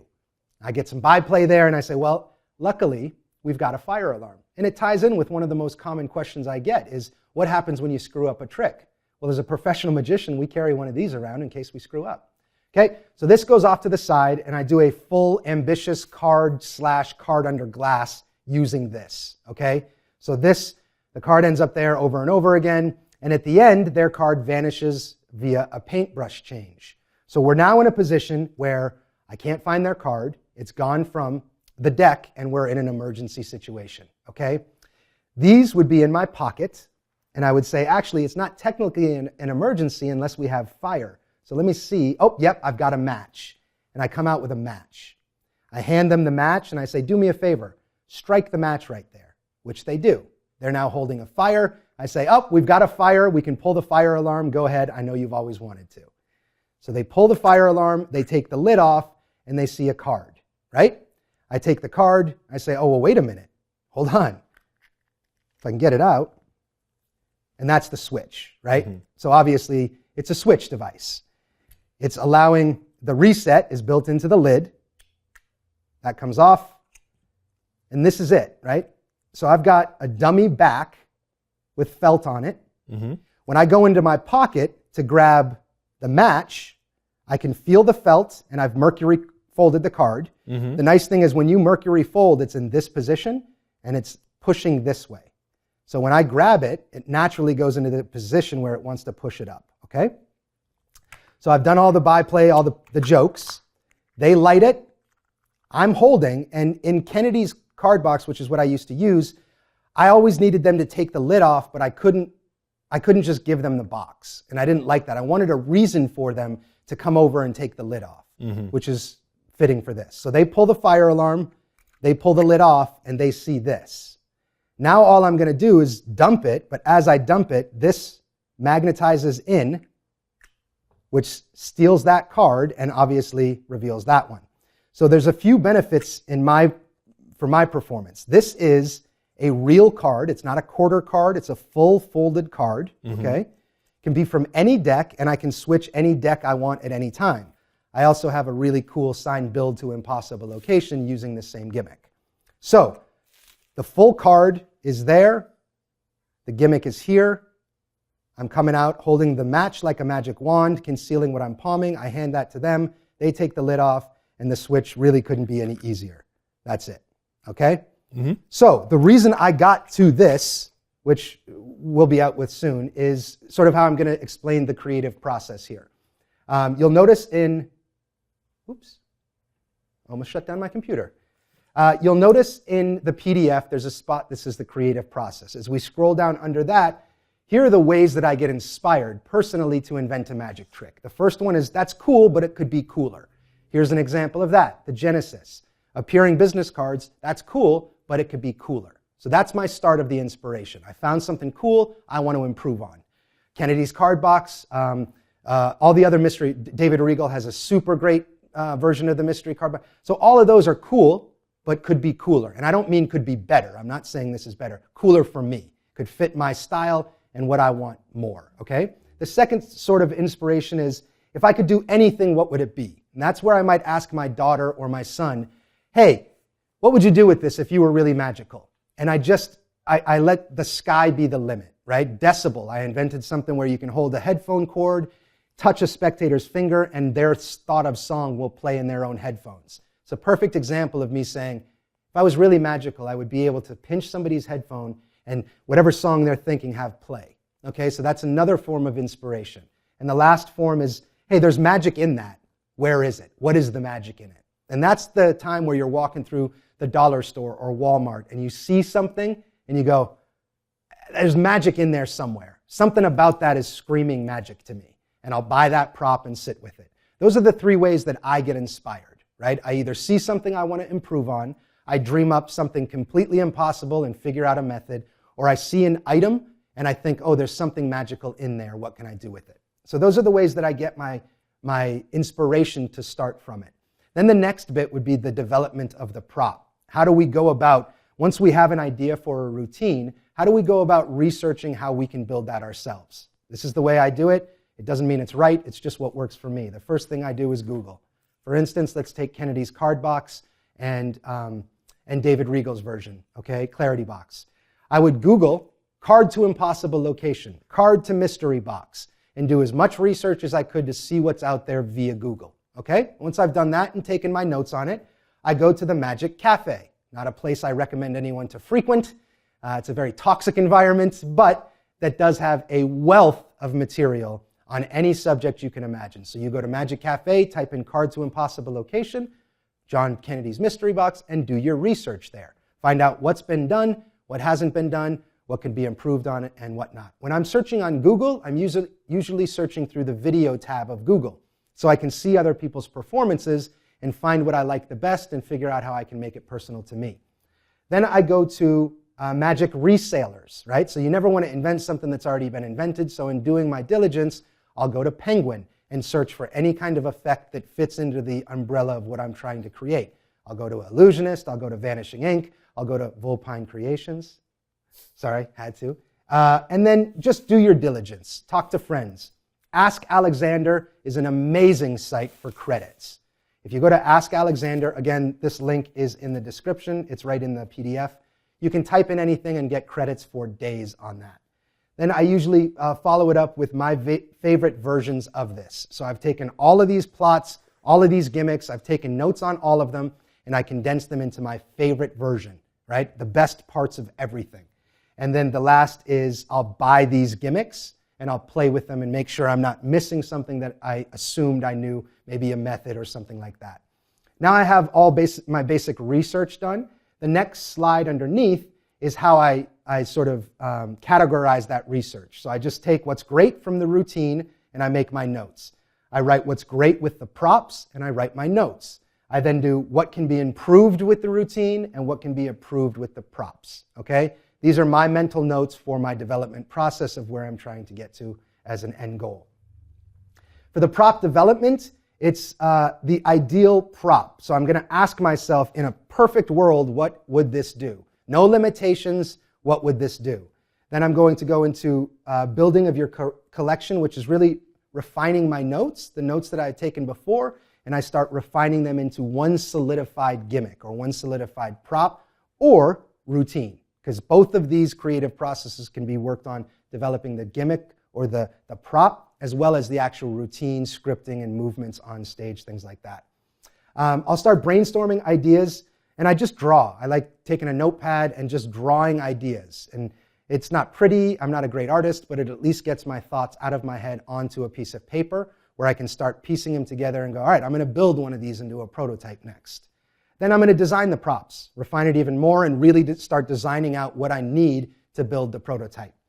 Then I'm going to build the prototype, and that's where the fun begins. The more knowledgeable you are with things like 3D printing, with things like modeling of clay, all of those skills are only going to help you in your creative development. If you don't have those skills, you can get things like 3D files designed from Fiverr or from Upwork. And the best thing you can do with that is to be very detailed in your brief. And so if you want a design of something that you have in your mind, write a very detailed brief and put it on something like Upwork. And you'll get a bunch of artists that will say, hey, I can do that for X amount of money. You find one that feels right, where there's a good connection, and you have them design it out for you. The best thing you can do is get on YouTube, buy a cheap 3D printer, learn how to use it, and it will open up a world of possibilities on you and your prop making, okay? And then the last part is to get real-world feedback. Once you've got a prop that you're happy with, you go out and you perform it. You analyze it. You take notes. You film yourself. You ask your audience, hey, what'd you like about that? What didn't you like about that? And you really just analyze and refine. And that could go for 6 months to 10 years, right? There's people that have been working on props for years. So that's really up to you and where you think you're at with it. The last part on this is the prop and gimmick development. This is a really cool tool to get all of your ideas out there. So you're going to see that there's variations 1 through 6. And they're all listed: theme, construction, material, color, shape, card insert, examinable, angle sensitivity, mechanics, sound. All these things are things you have to consider in this routine. So for instance, for this, we have to consider the sound. If we use these props together, is it going to be loud? And you're literally just listing everything across. So for variation 1, the theme could be a fire alarm. Variation 2, it could be a pirate's chest. Variations 3, it could be a box of mystery, or something from the future, or something from Egypt. So you get 6 variants of what the theme can be. You go to the next row and go, well, what could it be made of? It could have a flap. It could use loose parts. It could have a secret storage device. And you list out everything that you think that the prop or the mechanics of it could actually be made of. And you go down the line. It could be made out of wood, plastic, cotton. Once you have this all filled out, you've got a spreadsheet of all the different variants that you could build into a prototype. So for instance, let's say I took the theme of a pirate's treasure chest. All right, that's the theme of my box of mystery. Let's go down to the construction. I could make it with a flap. I could make it with a false bottom, where the bottom sucks in like this. Now I'm going to say, well, let's go with a flap. So pirate's treasure with a flap. What could it be made out of? Let's say it's wood. And now I'm just sort of connecting the dots to all of these. So variation 1, I'll use a red marker and I'll connect the dots. And I now know everything about this prototype to be made. Variation 2, I'll use a blue marker and connect the dots. And it's a good way to kind of get your ideas out there. Some people may think it's overkill, but it's really helpful if you feel stuck. If you're at a creative roadblock and I can't seem to think of anything new with it. It does take some time, but once you have that all built out, you'll have basically every option you can think of to build out your prop, okay? Then you're going to take all of those variations, all 6 variations, and put them into the prototyping sheet, which really just means what's the best one? What's the easiest to make, has the highest impact, and costs the least amount to make? The cost is really if you're trying to market a product. If you're making it for your own show, cost might not be an issue. But anything in the top left, that's going to be the highest impact and the easiest to use and make. Anything in the bottom right is going to be lowest impact and hardest to make. So you just put them in your grid here, and whatever is in the top left, you know those are the ones that are probably worth doing more investigating on. In the prototyping phase, it's 3 separate things for me. What's this thing going to look like? Let me build something like that. How's it actually going to work? So what's the mechanics going to be? And then how's it actually put together, where what it looks like and how it works come together as one. And you need to think about those things separately, because I knew I wanted it to look like a fire alarm, right? But I didn't know how it was going to work. Is it going to be a flap? Well, if I use a flap, it eliminates what I really wanted, was it to be this small. So when this is in my pocket, nothing bulges out.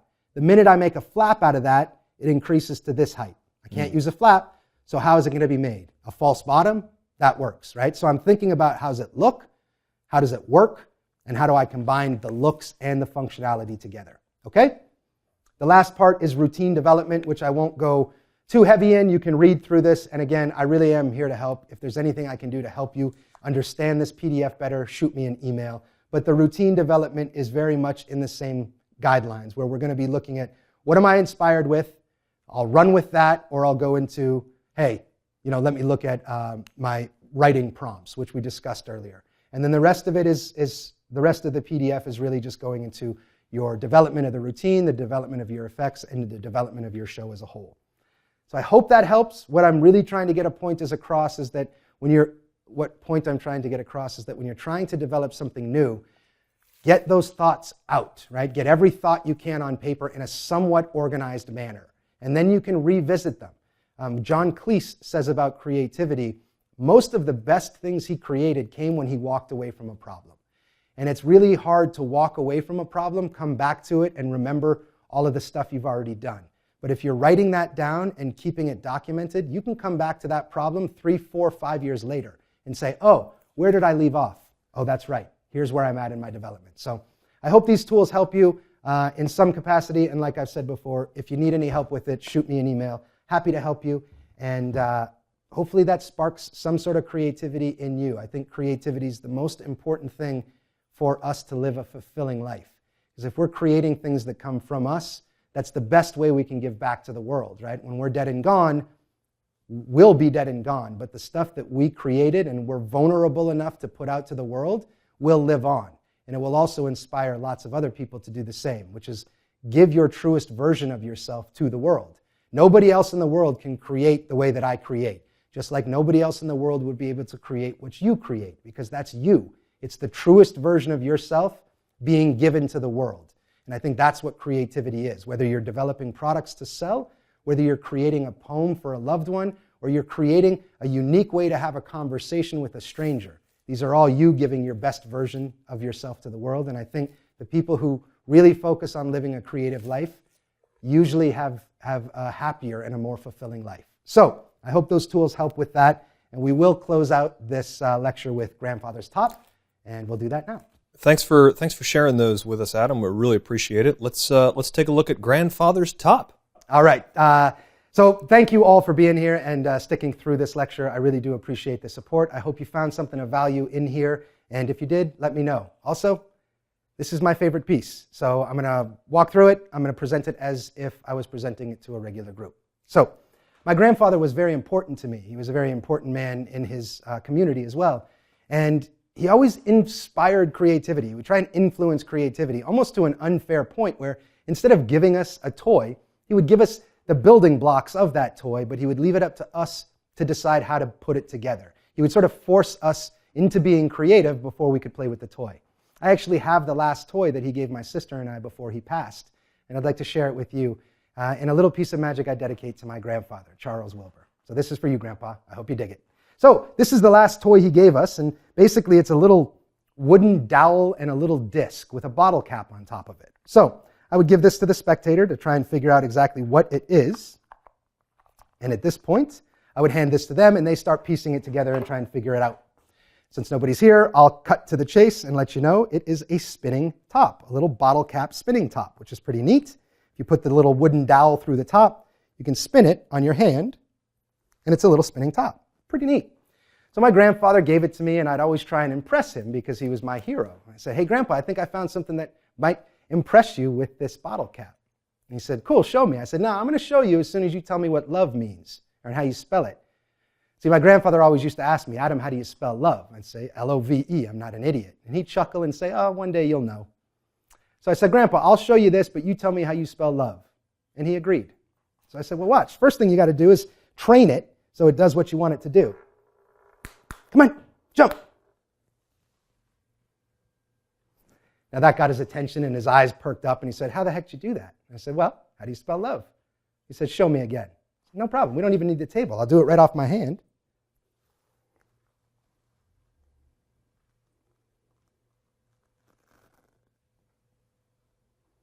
We can bring it right back to the table. Now again, he was impressed, but also annoyed because I wasn't giving him an explanation.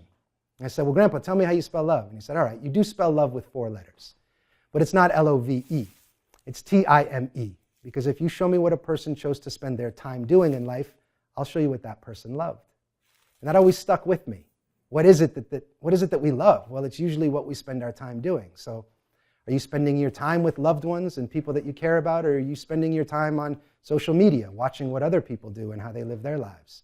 Are you spending your time on building people up or tearing people down? How you choose to spend your time is a really good indicator of what you love. So I want to thank you for spending some of your time here with me today. I love you too. And I'll close on that idea of time.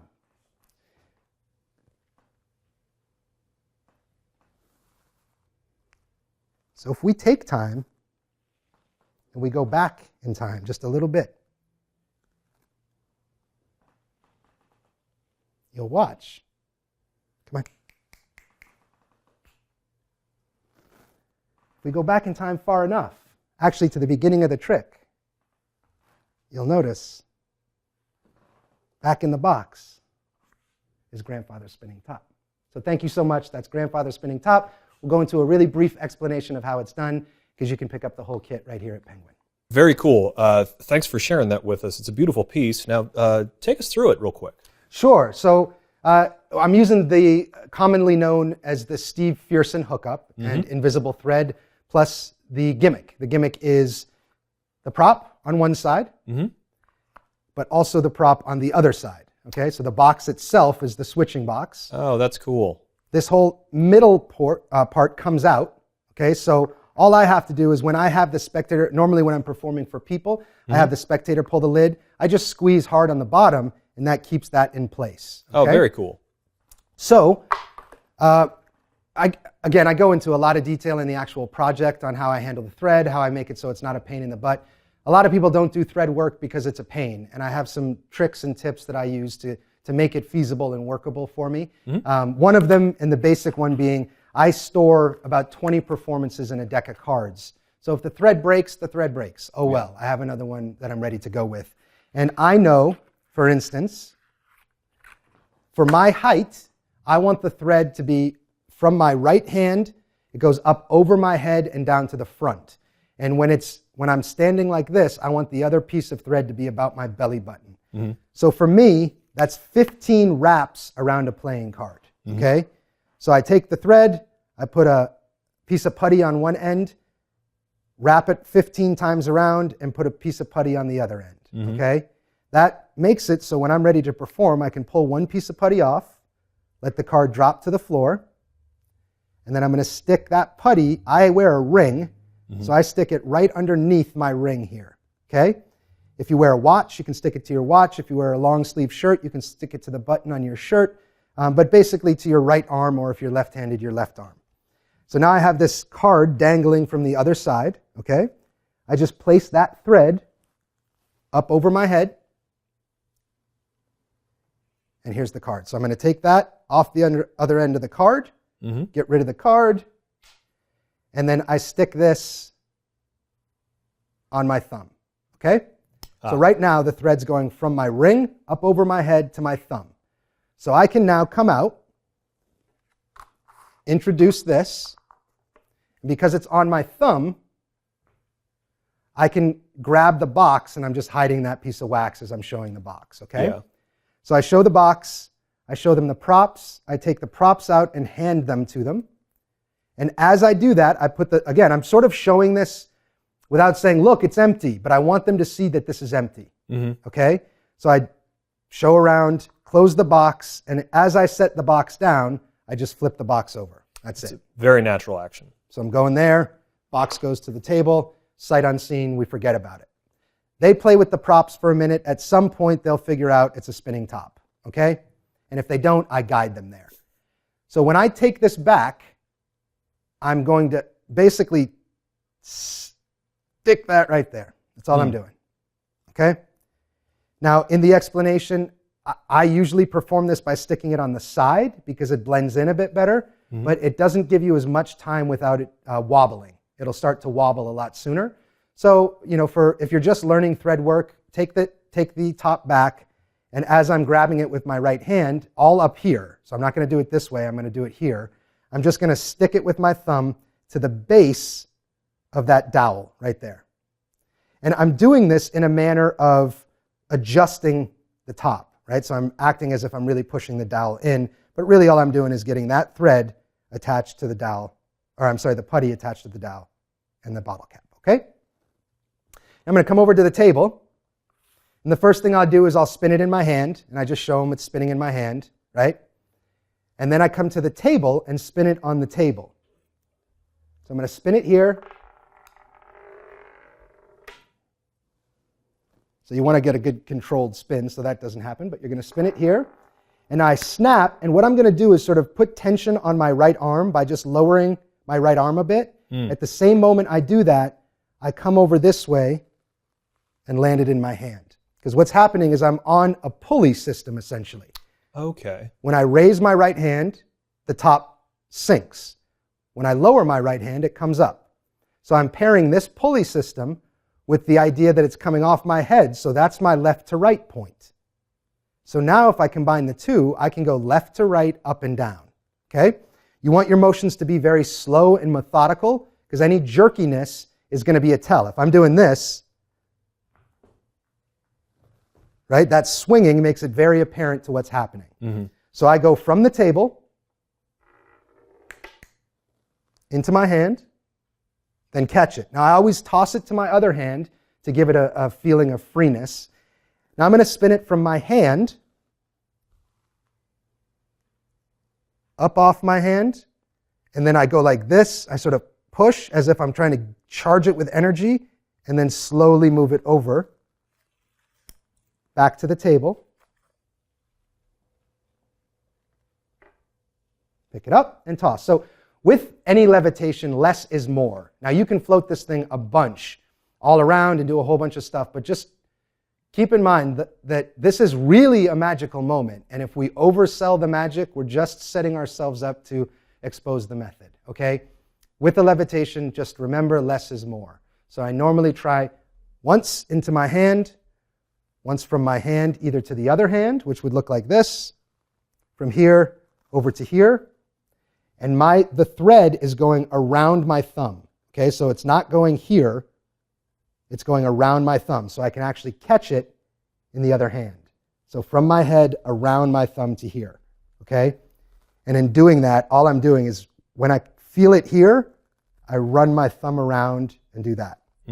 So from one hand to the other, boom, or to the table. And on the last bit, in the download, I give you a method where you can vanish it in thin air. I won't get into that here because I didn't do it here. But we're going to vanish this top, okay? So I'm going to float it as I'm hitting my line. Now I know the grandfather's performance and presentation might not fit for everybody's style, and that's fine. If it doesn't fit for yours, change it how you see fit. But this is the moment where we're getting our impact line, the final line of the presentation where we're leaving our lasting impact. And for me, the idea is simple. You saw the presentation. So as I'm doing that, I'm giving that sort of last line. I might do a couple convincers that it's not connected to anything. But again, I don't want to oversell this idea of it floating, okay? I want it to float, have them go, did I just see what I thought I saw? And now I can touch on the idea of time. I'm going to show the top one last time, do a false transfer, right? So I'm just pretending to take it. And as I do that, normally a spectator is holding that box. So I would do the false transfer and say, let's actually go back in time to the beginning of the trick. I'll then reach out and take the box and say, go ahead, take the lid off. They take the lid off, they see that, and I'm done. Okay? If I need to clean up from this, I'm hooked up, right? It's going from here over my head and hooked up. So what I'll usually do is the minute that they're looking at that, I'm going to pull, I'm just going to hold everything tight, pull down, and drop this in my back pocket. Okay? And then I can come out clean. And that pull breaks the thread, so Exactly. it's not going to be stuck anywhere? Yep. The only thing that could happen is one of the pieces of putty might come off and then it's dangling around. So that's what, when I say I hold it tight, I'm really holding it tight. You're holding the putty, Exactly. in the ring and on the top. Gotcha. I'm basically Okay. squeezing it here so nothing can come out. Yeah. But this is all in such an offbeat moment. The vanish has happened, so I'm here, and you can't drop your hand because you're connected. So I do it here. They see the vanish. Now they're immediately going, what the hell? It's in his other hand. And I say, whoa, whoa, do me a favor. And I take the box, which now their attention is directed to the box. The minute I take the box, I snap, and in the back, if I have a magnet here, I'll just adhere it to the magnet, or I snap it and just drop it in the back pocket and come out. It's a great effect. Thanks very much for sharing Thank us you very with us, much. Adam. And thank all of you for being here, for spending some time. I know it went over the allotted time. I hope you took something of value. And again, I appreciate your time. Well, there was a lot of really great magic today, and Adam, you explained it all so well. Thanks so much for joining us, and thanks to you at home for watching. We always love having you. Please be sure to leave a review down below. That is how everyone else can find some great magic. And as always, we'll see you next time.